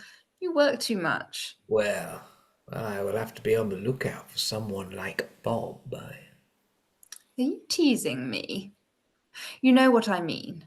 I want you to find happiness like I found. I worry about you, Ted. Yeah, well, I'll be away this evening. Going to take a drive up to Newborough to see a new facility. Got to see if this new facility is compatible with my plans. Did Bob ever talk about Harrisburg? And how he came to be here? Ted, what are you up to? Leave Bob alone. I don't care what he did before me. He will be famous. I can feel it. I think it will be electrifying to see what his future will bring. So you just help Bob along. Show him the ropes. Right. Show Bob the ropes. I'll keep my eye on him. Close eye. There's something about him that doesn't smell right. Oh, Ted, you and your smells. Help Bob. I'm sure that there's a lot he can do for you. Oh, I've got a list of things that I want him to do for me. Good. See, that was easy. I can't wait to hear what Bob does for you. Ted exits. Jane watches him leave and smiles. She picks up the phone and calls Bob. Jane's apartment, Sue and Bob's apartment, 8:10 a.m. Sue is straightening up. Bob is packing an overnight bag and a suit. We see Jane calling from her apartment. The phone rings. Sue answers. Hello? Hello? Hello? Someone there? Hello? Jane hangs up the phone. Sue hangs up the phone. Bob comes out with his overnight bag and a suit in a garment bag. Who was that? Who knows? I said hello a few times, but no one was there. Where are you going? What's all this? Told you, I have a trip this evening with Ted. We're going to look at a new facility in Newburgh. We see Jane impatient. She calls again. Sue looks at the phone, now irritated. Bob goes to the phone. I'll get it. And don't leave yet, please. Hello? Hello, is anyone there? Odd. The caller just hung up. So now, tell me again, you're doing what with who? I told you that I have this meeting with Ted. Another night out. What will I do? Maybe call your sister Pam and you can catch a movie, have dinner? Where should we go? Delmonico's? Yes. Yes, that's it. Delmonico's. Wait, didn't you go there last night? Yes. Pam said that they have a wonderful piano player and people dance. So, do you want to dance? Oh, no. No need for a waltz for me. But I do enjoy watching people in love. The way they laugh and carry on. It's so romantic, don't you think? Bob? Don't you think, Bob? What? What are you trying to get at? What are you saying? Well, there's no need for that tone. I was not in the arms of Miss Jane York last night, remember? Jane calls one last time. Hello? Who is this? Hello, who is calling? Bob, it's Jane. I said, who is calling? Hello? Hello? Bob, it's your baby. Hello? Answer, is anyone there? Pranksters. What a waste of time. So, what about Delmonico's? What? Delmonico's, sure, go. Go! Have a wonderful time. I'm tired of middle class.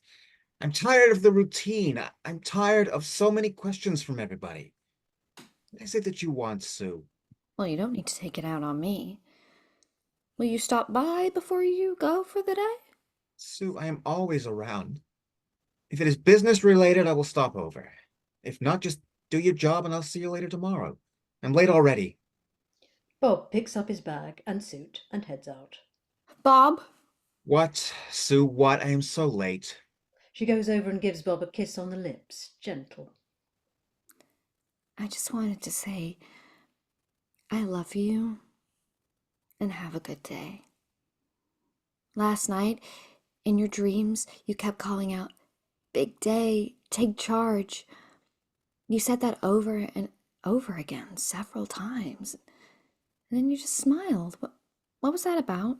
I have no idea. I want to hear more about Harrisburg. You never talk about your time there. Bob, you forgot something. Your hat. You forgot your hat. He takes the hat, then leaves. The office, same day, 10 a.m.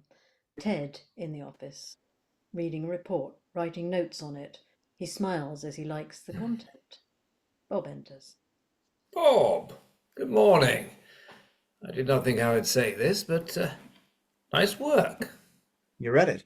Yes. Your ideas are a bit ungrounded, but the numbers you pulled together do support your suggested improvements. Improvements require flexibility. I'm flexible. The key is knowing when to make your move. Ah, flexibility. Valuable trait. I was thinking perhaps a more intimate setting could foster our partnership. Tonight, it'll be just the two of us to, explore our potential. I've got much to teach you. Oh, you will learn from me, Bob. You'll thank me for all I'm about to show you and your new experiences. Are you ready? An interesting proposal. It's all about who you're in bed with, metaphorically speaking. Let's just say I'm open to exploring new avenues. Ted walks behind Bob and firmly grabs his ass. Ted smiles and talks in a lower voice into Bob's ear. Bob moans and gives in to this sensation. Oh, I explore everything within my reach. What I want, I have. We will go all in, and you will thank me. My desires will be your desires. It really is that simple. So my ideas become your ideas. Simple, isn't it? Your desires become my desires. Exactly. It really takes the pressure from you. You keep your eyes focused on me. I take care of you, and you will take care of me. Bob smiles as he looks at Ted. Bob pushes Ted on the desk and kisses him hard. Boss, I'll take care of you. Bob pulls Ted back to a stand-up position by his tie. Bob is inches away from Ted's face. That was good, wasn't it? I liked it, so I'm sure you liked it too. Right, Ted? Yes, yes. More of that to come later. The secretary pool, same day, 11 a.m. Lights up on Sue and Pam at their secretary stations, talking feverishly, dramatic. They pause and laugh. Bob enters. Miss Spencer? Miss Spencer? Yes? Yes. What? Which Miss Spencer do you want? We are both Spencers. Not married either. You know what I mean. I am not sure what you mean. You may have to dumb it down for me. Or should I go take a powder? Yes, Miss Spencer. Miss Pam Spencer, take a powder and get me a coffee. A coffee? Should I get that before or after my powder? Before. Now. Well, no need to shout. How'd you like it? Black. Fine. Black coffee, then a powder. Coffee, then take a powder. Ted needs you right now. What is he saying these days? Well, we stated to draft a letter to the Human Resource Department, and then he kissed me. And... Let's not go through that again. Oh, But find out what he's up to. Bob, what are you up to? What happened in Harrisburg? You never talk about it. People are dead. What people? What did you do? No, I didn't mean specific people. I just, I moved on. New chapter. Big day. Take charge. I think this is my new phrase. What did you say? That has stayed with me since you called that out in your dream. I like it. Your new phrase. Really? Seems like everyone is making this their new phrase. What do you mean? Nothing. Get moving. Ted wants you. Yes, boss. Big day. Take charge. She promptly exits. Lights change to the office of Ted. Sue enters. Mr. York, you want to see me? How can I help? Ah, P.S. Good to see you. I've been thinking of you. I know then that you must have been thinking of me. Well, Mr. York. P.S. No need for a comment. Gratitude will be simply fine. Now, P.S. Come here. I need your help with something delicate. Of course, what can I do for you? P.S. I'm not going to bite yet. I need you to dig a little deeper, P.S. Find out what Bob's been up to, who he's been associating with, anything that might shed light on his true intentions. But what if I find something incriminating? What then? Well, then you bring it to me, P.S. No matter what. Can't afford to have someone like Bob undermining the integrity of this company. Oh, my P.S. Such a lovely scent. He gently kisses her neck. Sue gently backs away. Mr. York, Ted, you flatter me. A girl doesn't receive such advances from her boss's boss. Oh, P.S. I can help you. P.S. That scent. I smelled it yesterday. I could not get it. Oh, but now I have it. I'm wearing Yardley. Yardley. Oh, no. Such a common set. No. That is not what I mean. Well, I can't afford Chanel. Yes, I will get you Chanel, but that is not what I mean. The scent. I just realized what the scent is. What is the scent, Ted? Deceit. Passion. Lies. Oh, I love it, you wicked little P.S. Wrapping some poor man around your little finger with your dim wits. Oh, what you lack in wit, you do make up for in common beauty, don't you? P.S. How long? Ted? How long what? Oh, come on, don't be coy. A little late for that now. I hear that cheap women make cheap love. Just wonderful. Ted, I don't want you to talk to me that way. P.S. Please, drop the formalities. You are pregnant. I can see that. I can smell it on you. That smouldering passion. Wicked, wicked woman. How will you survive? It will all be fine. Oh, I'm looking forward to our time together. Since you're in this state, then I have nothing to worry about. Can't get pregnant again, can you? We both win. We both win? Oh, P.S. You are certainly not the right one. You see, I have many wants, needs, desires, and I know I will be desiring you often. So stay close. Stay available. I mean, no man will go near you now. Oh, that smell of deceit is just intoxicating. But now I am bored. God, I am suddenly bored with you.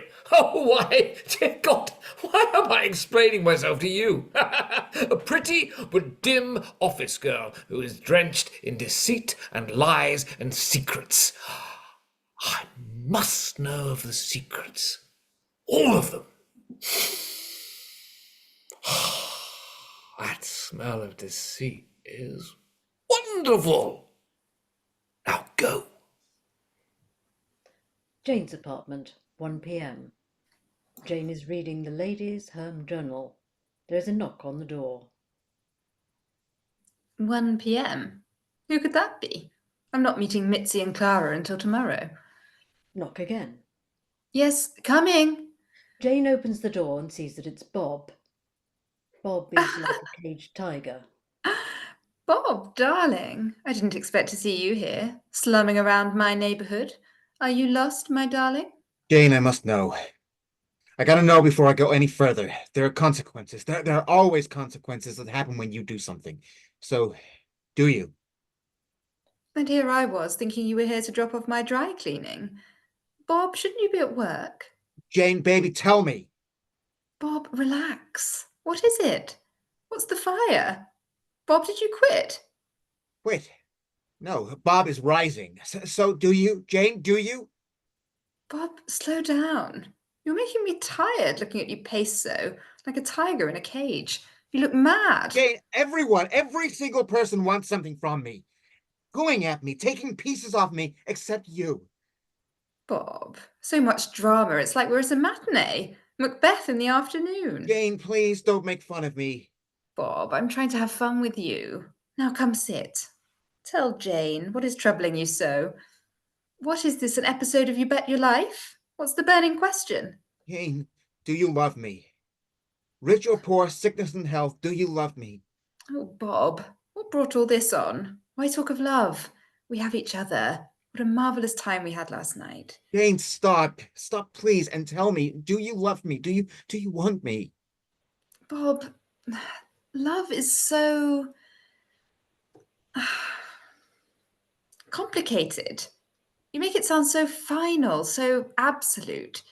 Really, Bob, you should get back to work. You don't want my brother to be upset. Ted has more than his eyes on me. Ted is wonderful. Now there is a man who knows what he wants, and he takes it. He gets it. Ted makes things happen. You can learn from him. Oh, I am learning a lot from Ted, believe me. Good. Be more like Ted and less a dreamer. Dreams are nice, but dreams don't pay the bills or keep Jane in fine clothes. Jane, I am going to give you everything. So just tell me, Jane, do you love me? Well, now that I think about it, and I had really not stopped to think about it. You see, I was reading the Ladies' Home Journal Jane, come on. and I stopped to think how fond I am of you, Bob. Fond. Fond. And then I thought about Marilyn Monroe in Gentlemen Prefer Blondes. Have you seen that picture? Do you think I should go blonde? Jane. And then I thought how much fun that movie was. My God, that woman had everyone wrapped around her finger. I bet she's going to be a legend one day. Imagine Marilyn as the First Lady. What class she has. Oh, I just love Marilyn. Just Jane, the answer. And then I thought, I've been so fond of Bob. And then out of nowhere, I said to myself this morning while having my tea, I said aloud, I love Bob. I just said it aloud like a known fact. The sky is blue. 1 + 1 = 2. I love Bob. Well, you do love me. Well, Bob, I have already established that. Now, really, what is all the fuss? Oh, Bob, now relax. It is just after 1 p.m. You have work to do. Go now. Get back to work and do whatever Ted wants you to do. Do anything Ted wants. Yes, Bob. Ted is passionate about his work. Ted knows what he desires and goes after it. Whatever Ted wants from you, do it. Move up. Figure out what he wants and give it to him. What is troubling you? Nothing. Ted said he will teach me a few things. Good. So learn. Be available to Ted whenever he needs you. Be flexible. And be available to me. Everyone wants a piece of me. Jane kisses Bob and pushes him playfully to the door. Now go, my love. Back to work. Will I see you tonight? No, I have something for work to do. Oh, that Ted is going to break you in. It may be hard. Ted can be demanding. Whatever Ted wants from you, you do it. Follow his lead. Let Ted teach you. Bye, love. Now go. Bob leaves. Jane sits back down and picks up the Ladies' Home Journal and pages through it, not reading so much as passing the time. She pauses. She smiles. I do love Bob. I do. Ted will show him how business works. I love Bob. The secretary pool, 3 p.m., same day. Pam's at her desk. Bob walks in. Bob is rushed, not his usual controlled self. Pam is borderline fresh, quick-wit. Miss Spencer, a word with you. Yes, Mr. Chamberlain. What is it that you need? Should I go and take a powder? That's not what I'm talking about. About me taking a powder? That's it. It's your tone I don't like. About me taking a powder? About me taking a powder? Stop it! You have this tone. I hear it when you speak to me. I don't like it. Mr. Chamberlain, I am not sure what you mean. You know exactly what I mean. It is degrading. You make fun of me in front of the other girls. You have a sass to you, like you're smarter than me. Why, Mr. Chamberlain, I would in no way ever imply... Stop it, Miss Spencer, now. Yes, sir. See, that is what I'm talking about. You want to prove something, that there's some point you are always trying to make. So out with it. Out with it? Yes, here and now. Let's get it over with. What is it that you want to say? Does my job hinge on this? Miss Spencer, your work is superior. It is your attitude that needs help. So, out with it? For the love of God, yes. Why do you needle me all the time? Always little digs. I'm tired of it. And this will stop. This tone of yours will stop now. So what is on your mind? Sue. Sue? What does she have to do with this? You think I don't know? I know everything. And there are parts to your story that don't add up. I'm not sure what you think you know. Oh, I know you seduced her. You begged her to be with you. A young man on the rise, a man from nowhere. You think Harrisburg gives you the power. Did you go to Hershey Park? What a sad man you are. You come from the same stock as me. You are from nowhere. You are easy on the eyes. Oh, yes, you are a smoothie. There is something about you I don't know, and I will find out. I don't like you, Bob. Be careful, Miss Spencer. Or what? Are you gonna get me pregnant too? You just shut your mouth and watch your tone. Leave me hanging? Empty promises? That's what you give Sue. You should have fallen down that shaft. Big day.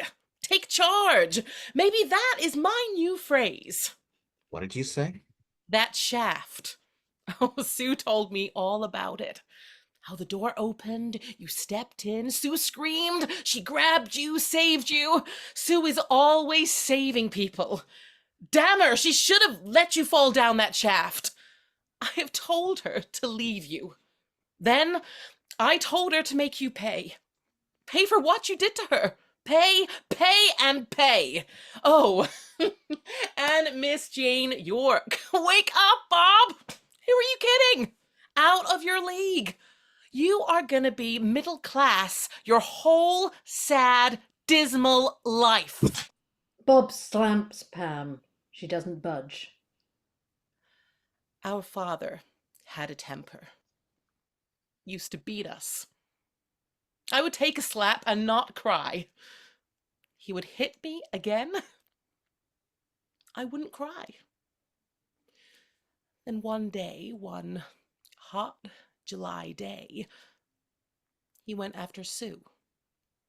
She was 14. I was 16. She was always the pretty one. He used to say, Pam, you are as ugly as that whore of a mother you have. He went after Sue. I went for the knife. Guess who was dead on the floor? Sue screamed. I put that man down. So, Mr. Chamberlain, you want to hit me again? I dare you. Oh, I dare you. There could be a knife in your back quicker than you can say, Bob's your uncle. You don't have the stomach for it. To do what needs to be done. Weak. Oh, you are weak. So you better take care of things with Sue. Do right by her. I see how you look at Miss High Society Jane York. What do you see? Oh, Bob, those puppy eyes every time she comes to the office. I mean, she is a looker. Smart, too, I can tell. A woman after my own heart. Let her go. You have Sue, and that's all you need. Bob, let me share some advice with you. What advice could you give me that I would want to listen to? Stay in your lane. You are a pig in the barnyard. You cannot sit at the master's table. It won't work. You don't know what you're talking about. You are going to marry Sue. Make it quick. Or what? Are you threatening me? Bob, I have put one man down. I can go for two. No problem. Knife in the back, remember? You better watch your back. Your tone better change. Sure, Bob. You marry Sue, make this all right as rain, and my tone will be nothing short of angels singing. Miss Spencer, go take a powder. Yes, boss. I'll go take a powder. I'll go take a powder. I'll go take a powder.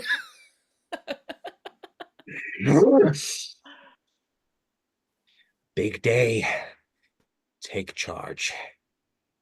Bob exits. Moody music. There's an uneasy feel. Motel in Newborough, New York, 8 p.m. that evening. A bed, desk, lamp, and straight-back chair. It should feel cheap and tawdry. Bob and Ted enter, Bob has his overnight bag and garment bag. Bob turns on the light. Ted breezes past him and surveys the room. He smiles, then removes his topcoat. Just one bed? Oh, we can work that out. I am a light sleeper. Well, I will try not to wake you. Trust me, I won't be sleeping much. Oh, but the present is just a thin veneer, isn't it? Scratch it and the ugly truth start bleeding out. It's fascinating what one can unearth with a little digging. Threats, Ted? I thought you were above such crude tactics. Now, pour us a drink. We'll get to all of that and much more. Let's just relax for a moment with this drink, eh? Bob, we must trust each other. I trust you, and you need to trust in my guidance of your career. I'm gonna expand you to new horizons. You just need to be open. You must play the game. Ted, I can play the game. What do you have in mind? Bob, I don't know how to dumb it down for you any further. Try. Oh, a little sass to your response. I like a man who doesn't go down easy, as long as he goes down in the end. And? Mickey Wilson. You want to talk about Mickey Wilson? I have an appetite. One bed must make do for one night. Bob, I'm sure that we'll have more than one night. Bob grabs the back of Ted's neck and firmly massages it. I am sure that this is just the beginning. Bob pulls Ted around and firmly kisses him, then pushes him aside. Well, Bob, I see you've caught on. Good, wasn't it? Pardon me? The kiss. My kiss. It was good. Bob kisses Ted again, pushing him against the wall. Ted moans low. Bob growls. I know it's good, because I liked it. Bob pulls Ted's hand to Bob's crotch. You feel that, Teddy? That means that I like it. You got that? Let's talk about some rules. Shall we, Teddy? Rules, Bob. Remember, you work for me. Yes. Then on my time, you will follow my lead. I'll be in charge. Bob covers Ted's mouth firmly. I don't need your approval. Just need your desires. All of them. Do you understand? Bob's hand is still on Ted's mouth. Ted nods, yes. Good boy. Bob breaks away, grabs the drink and downs the whiskey. Smiles. Teddy, have a seat in the chair and relax. We must trust each other. I trust you, and you need to trust in my guidance. Oh, I do like when a man knows what he wants. Teddy, I want a lot. You want a lot. You want to take. You want me to give. I want to take. Sounds like we understand each other. He kisses Ted, kissing his neck and moaning. Ted facing the audience. Bob takes off his long tie. Teddy, do you trust me? Sure, Bob. I trust you to do what you have in your mind to do. He puts the tie over Ted's eyes and ties it so that Ted is blindfolded. He reaches down to Ted's crotch and gives it a good tug. Feels Ted's excitement. Teddy, looks like we are excited. Teddy, let's get you more relaxed. This is my time to take care of you. I like the sound of this. Teddy, tell me about your interest in Harrisburg. Oh, Bob, let's not mix work with pleasure. I know, Teddy, but why are you so interested in my past? Bob growls and bites on Ted's ear. He talks in a rough voice. Teddy, but why are you digging into Harrisburg? Removes the blindfold. Oh, bored, Bob. I am bored. Things are just getting started here, Teddy. B-O-R-E-D. You're boring me with all this talk of what happened in Harrisburg. Now take your shirt off. It is time for me to inspect my property. Hey, Teddy. Let's do it. Now we're getting somewhere. Let's get this blindfold on you. I have a surprise. Bob puts the blindfold back on. Bob goes to get the drinks. He stops by his bag and in the pocket pulls out a rope. Bob downs a glass of whiskey. Bob says under his breath, "Big day, take charge." Bob returns. The rope is in Bob's back pocket. Bob sits on Ted's lap. Bob is facing Ted with his back to the audience. The rope is visible to the audience. Go ahead, Ted. Get your hands on your property. Ted runs his hands over Bob's chest. Bob has his back to the audience. Bob gets up and puts Ted's hand on Bob's crotch. Feel that, Ted? That is what you want, isn't it? Did I tell you what I want? Bob goes behind him with the rope. Bob chokes the life out of Ted with every word that he speaks, getting more enraged. Ted, I want you to stop digging into my past. Stop asking about Mickey Wilson. Bob uses the rope to strangle Ted. Ted struggles and Bob overpowers him. Ted, I want respect. Just like I wanted from that lousy Mickey Wilson. He wanted favors just like you. I killed Mickey. And now, Ted, I am going to kill you. Bob finishes killing Ted. Big day. Take charge.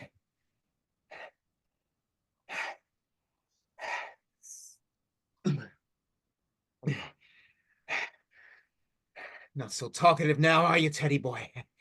You pretentious weasel. My past is gonna stay in the past. Dead men stay dead. No more will I hear your voice saying B-O-R-E-D, Ted. Anything, Ted? Cop for words? Big day, big charge. Bob drags Ted's body off the stage. We hear Bob say in an exclamation, "Big day! Take charge!" Bob and Sue's apartment and the elevator, 3 a.m. Sue is pacing. Bob enters, dishevelled, distracted. Bob! Oh, I've been up all night. Why would you be up? I told you I would be out. I know, but I had this feeling that something wasn't right. I had this dream. Why are you home? Things have been on my mind. In this dream, my God, it was so real. I dreamed that I could not breathe, like I was choking. Then I woke up, choking, like no air at all. Oh, it was scary. Big plans. Take charge. Bob, are you listening to me? I have big plans. Bob, what are you talking about? Are you listening to me? What? You're always going on about something. Bob, my dream. What do you think about it? Your dream? Well, you can breathe now, right? Yes. Well, then you're fine. Why don't you care for me anymore? I noticed more and more that you care less and less. Big plans. What are you saying? You keep saying big plans. Bob, what are you doing? Bob goes off stage and comes back with a pile of clothes and stuffs them into a suitcase, not all fitting in. He puts the suitcase on the floor. Sue starts to laugh. It's comical. She sits down and watches this effort. Sue starts to laugh again. Bob goes off stage and gets a toothbrush, comb and a razor. He attempts to put this in the suitcase. Sue laughs again. Bob is in a trance. Bob, what is it that you're trying to do? I'm going. Where are you going at this hour? Why are you always on at me? Just coming at me steady. Why? Can't you just be independent? Coming at you? Bob, I'm pregnant. I have your child. We're going to have a child. Yeah, you sure it's mine? How could you? Who else would it be? You were easy. 1, 2, 3 on your back. Stop it, Bob. You're a cheap, lousy whore from a cheap middle-class family. And that sister of yours, she is a piece of work. She tried to get at me today. Don't talk about my family like that. Don't. Cheap, middle class. I want more. Well, in 6 months, you'll have more. I am going to move up. Corner office Bob here. We're having a boy. I just feel it. Have you been pregnant before? You told me you were a virgin. Another lie. Lies? I've never told you lies. What lies? Oh, never mind. Always at me. Always. Bob, I need you. Bob, I want you. Bob, we need coffee. Bob. I am sick of you always at me. He pushes away from Sue and goes out the door. The elevator is now lit. Bob pushes the button. Sue goes out after him. Bob, what are you doing? Where are you going? You're running away from responsibility, Bob. You're going to be a father. Doesn't that mean anything to you? Sue pulls on his arm. He tugs away. She pulls again and now moves in front of the elevator, trying to block Bob from leaving. Sue is facing the audience with her back to the elevator. Bob has his back to the audience and is facing Sue, looking at the elevator. She goes to grab the suitcase. Bob, stop. This is foolishness. Bob, I need you. Bob, our baby needs you. Whatever this is, we can work it all out. All of it. Bob, you have responsibilities. Stop clinging to me. Always at me. The doors open and there's not an elevator. The empty shaft. Bob? Sue's not aware of this. She continues. You're in this with me whether you like it or not. You better wake up. The thing about you and Jane, it's okay. I can let it go. Bob pulling away from Sue's grasp. Always at me. I don't know what happened in Harrisburg. It doesn't matter to me. To us. Bob, I need you. Bob, our baby needs you. You must be responsible. Bob, in a fit of rage, pushes Sue into the shaft. It's so sudden that she's caught off guard. Sue falls and we hear the whomp in a few seconds. The elevator door closes. Bob stands motionless, his back to the audience. He exclaims, Big day. Take charge. Lights dim. Bob mutters over and over, Big day. Take charge. Jail. 3 months later. Set goes bare. Bob takes his shirt off and puts on a jail shirt. Jail cell bars behind Bob. Bob faces the audience, on a stool centre stage. The stage now goes black. Bob speaks in the dark. It's not my fault. I did what I did. My entire life, I have been put down. I deserved better. I did. I never wanted much. Life is simple. Simple. Light goes off Sue. Tight spot comes up on Bob. Ambition's a funny thing, isn't it? Lights go dark on Ted. All three speak together in the dark. This is not my fault. Lights pop on as each person speaks and then pop off. I just wanted a baby. I wanted my life as I dreamed it. I wanted everything and I got it. I worked for nothing. I got nothing. I had nothing. I left this world with nothing. I had so much to do. I had a life planned. He took it away.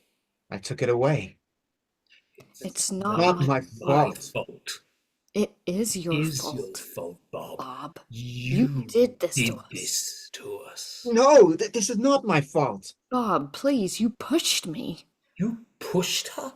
A pregnant woman and you pushed her? Teddy, don't start. Ted, what happened to you? Well, I just don't understand it. I mean, we were having a friendly conversation. Teddy, you were trying to seduce me. What?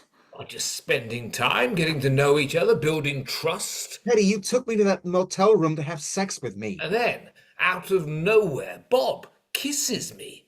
I was in shock. Bob, you kissed Ted? Are you... what? No, he has it all wrong. Bob suggested we take a ride to Newbury. He had this plan. Oh my God, even dead you must lie and make yourself look good. Teddy, wake up. Bob, you killed me. Teddy, you just couldn't let go of Mickey Wilson. You just couldn't leave it alone. Big day, take charge. I met up with Mickey Wilson. Seems you have a pattern. Kill Mickey, kill me. Mickey is dead. Bob, so am I. I met Mickey here. He said you were an animal. Ted, shut up! Bob, you've done this before? So you don't understand. Bored. I am so bored with you both. Middle-class people bore me. I can smell your cheap desires. Oh, P.S. You had that smell of deceit. Bob, your desire for advancement smelled like a bottle of Old Spice. Cheap. Cheap. CHEAP. You hear me? You are bored with me, you lousy... Bob, you're still talking and I am not listening. I never did listen to you much.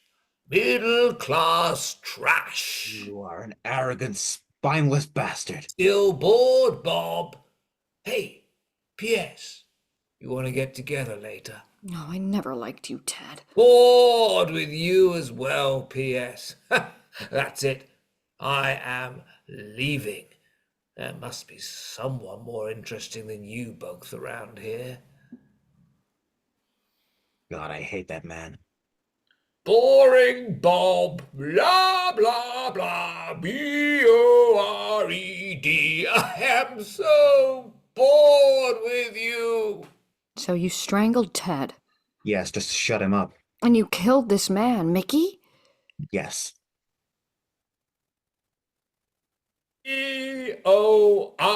B-O-R-E-D. I am so bored with you. Boring Bob. Boring Bob. God, I hope that stops soon. Silence. For a moment. Sue looks down. Pam enters and carries a chair to sit on. She's seated facing Bob, about 6 feet away. Bob, why did you push Sue down the shaft? Pam cannot hear Sue. Bob is aware of the conversation. It was so sudden.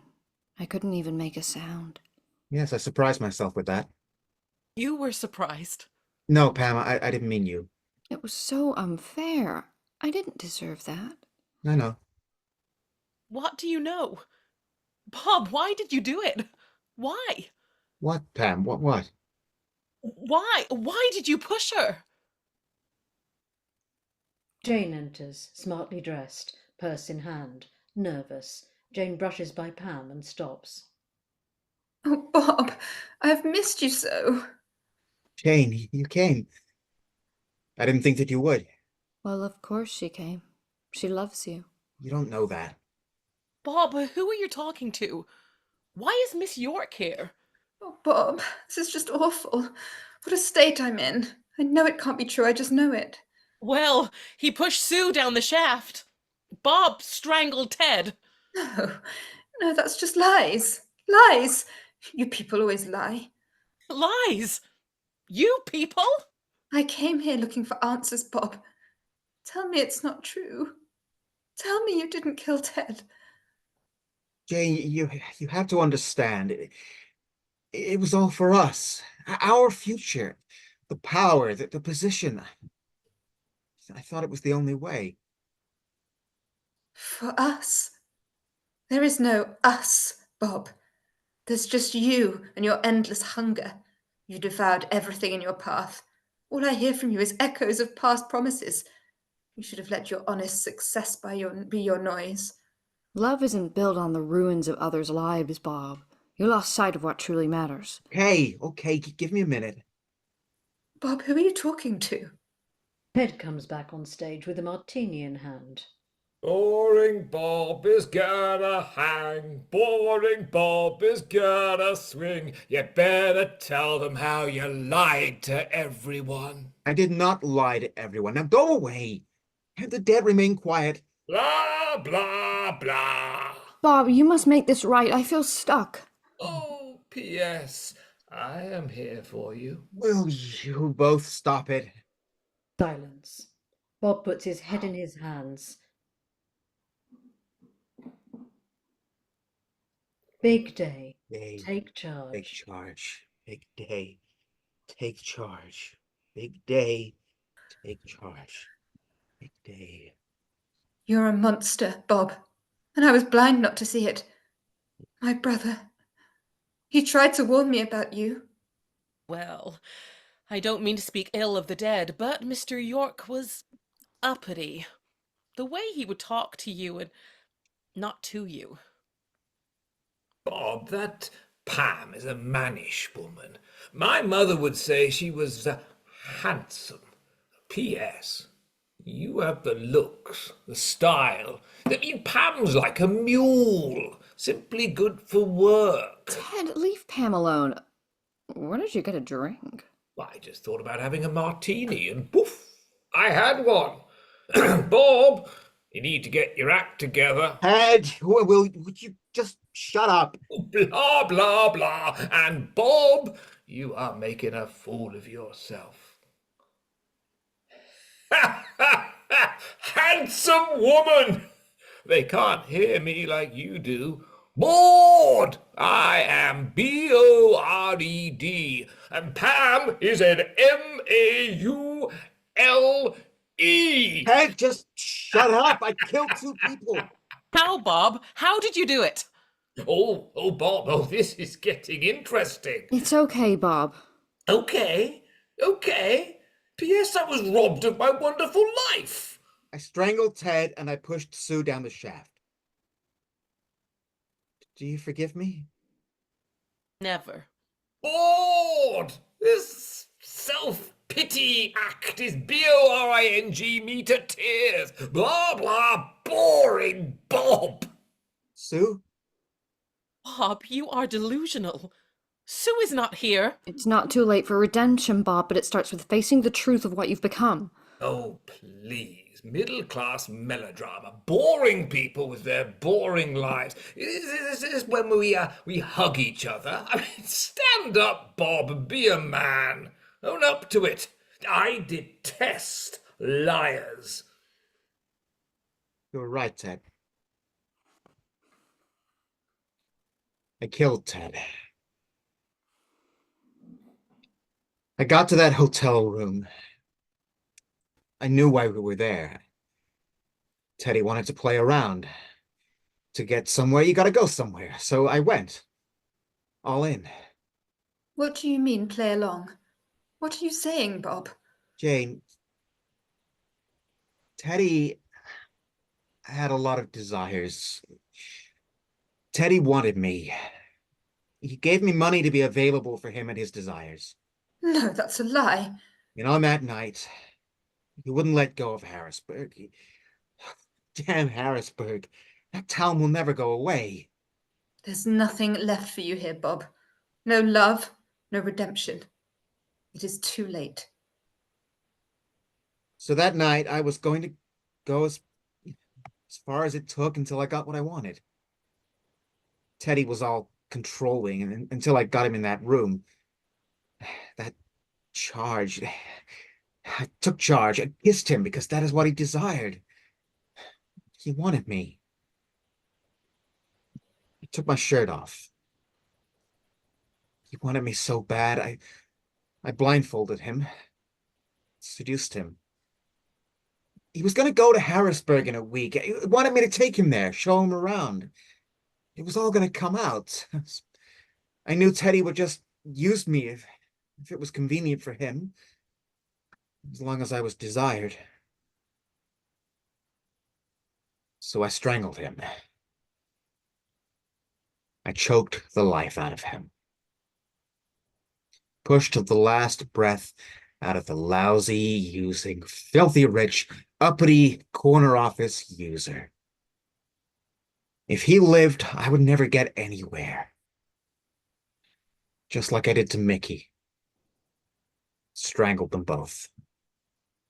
Bob, You killed Ted, and these lies you were making up for the reasons for your actions. I won't stand for it. I can't. Bob, I love you, but I will not accept lies. To say that Ted desired you is foolish. You try to cast down the good name of the York family. You try to find acceptance for your murderous ways. I wanted more, and I could have given you more. Jane, I'm not lying. Teddy did desire me. He kissed me. Not getting out of this one, are you, boring Bob? Lies! You killed me. You killed P.S. And now you lost Jane. Great plan! Shut up, Ted. Shut up. Bob, have you gone mad? Ted isn't here. Oh, he is. Taunting me, calling me boring Bob. He will haunt me forever. Bored, Bob! I am bored! We will need to work on your defense. Get out of my head. Bob, I'm leaving. I won't see you again. I'm sorry that I met you. The pain and grief you have caused me and my family. Unforgivable. May God show mercy on your soul. Oh, leave me. I knew you would. I always knew. Jane gives a final look of disdain and leaves. Sue has been watching quietly, not judging. She speaks lovingly and plainly. A light is shining brightly off stage. Sue looks at it and smiles. Bob, I do forgive you. I hope you will make sense of your actions someday. I must go. I won't be back. Sue, don't leave me, Sue. Sue, please. Bob gets to his knees. Sue leaves. Well done. Well done. Hearing voices now. Clever. You will get the chair, Bob. I promise you. Keep hearing those voices, Bob. They will keep you company. I will see you at your execution. It will be electrifying. You wanted to make the headlines? I can't wait to get a front row seat. Pam leaves. A tight spot just on Bob's face. It was not supposed to be like this. Ted has entered and is standing 3 feet from Bob, martini in hand. Ted sips his martini as he talks. Bored. Bob, you're boring the life out of me. And I am D-E-A-D.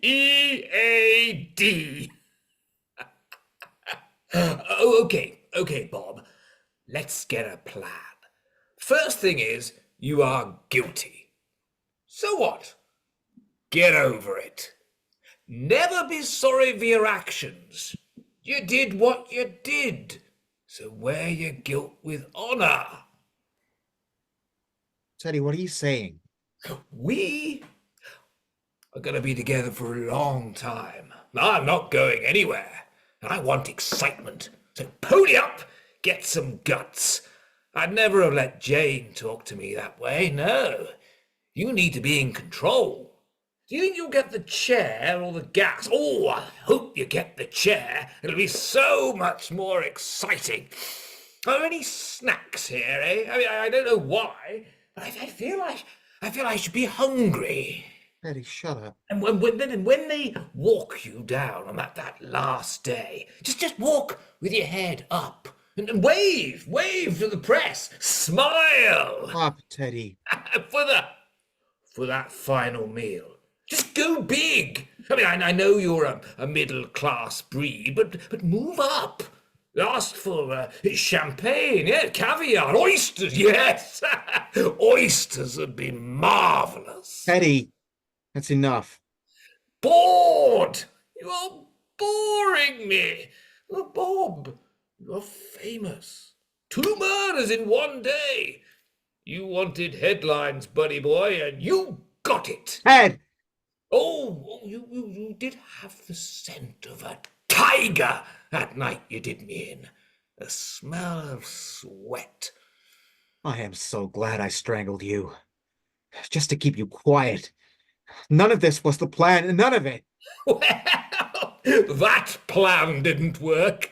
Boring Bob can still hear me. Did you get the corner office? Did you get the girl? Eddie, please, stop. Let's not say strangled, eh? No, that sounds so ordinary. I don't like that. Tell them you killed me out of passion. Yes, that sounds so much more interesting, eh? I'm not gonna say that. Oh, Bob! You just make me laugh. What was it you said that night, eh? What was it? What? When? When after you strangled me, what did you say as I lay there dead? Teddy, I don't remember. Ah, wait. Yes, I remember. What, Ted, what? Ted takes the final sip of the martini, proud, and states with great excitement. He raises his arms as in victory. Big day! Take charge! Lights dim. As the curtains rise for the final time on the shaft, the stage is dark, illuminated by a single spotlight that casts long shadows around Bob, now a shadow of the man that he once was. Dressed in a prison uniform, he sits on a cold metal chair in the centre of the stage. The setting is minimalist, reflecting the isolation and desolation of his current state. Bob looks directly into the audience, his eyes piercing the darkness as he prepares to deliver his final monologue. Here I sit, a king in a kingdom of iron bars and concrete. Isn't it funny how the pursuit of power, the hunger for more, can leave you with less than nothing? I climbed, fought, and schemed my way to the top. It wasn't elevation. It was descent into a pit so deep, even the devil wouldn't dare to look. The shaft. And kill I did. Sue, Ted, and others were mere obstacles on my path. A path that led here, to this very moment. A shadow crosses his face, the haunting echo of Ted's voice. Big day! Take charge! Fills the room. Big day! Take charge! Hear me now, not as a cautionary tale, but as the ghost of ambition past. The hunger for power will tear you from your moorings and leave you shipwrecked and alone, forever falling down that shaft, like the one I so easily pushed Sue into without remorse or regret. For in the end, it's not the heights you reach, but the depths you avoid that measure your worth. Big day, take charge. Big day, take charge. The spotlight dims, leaving Bob in darkness, the echo of his words hanging in the air as the curtains fall. Blackout.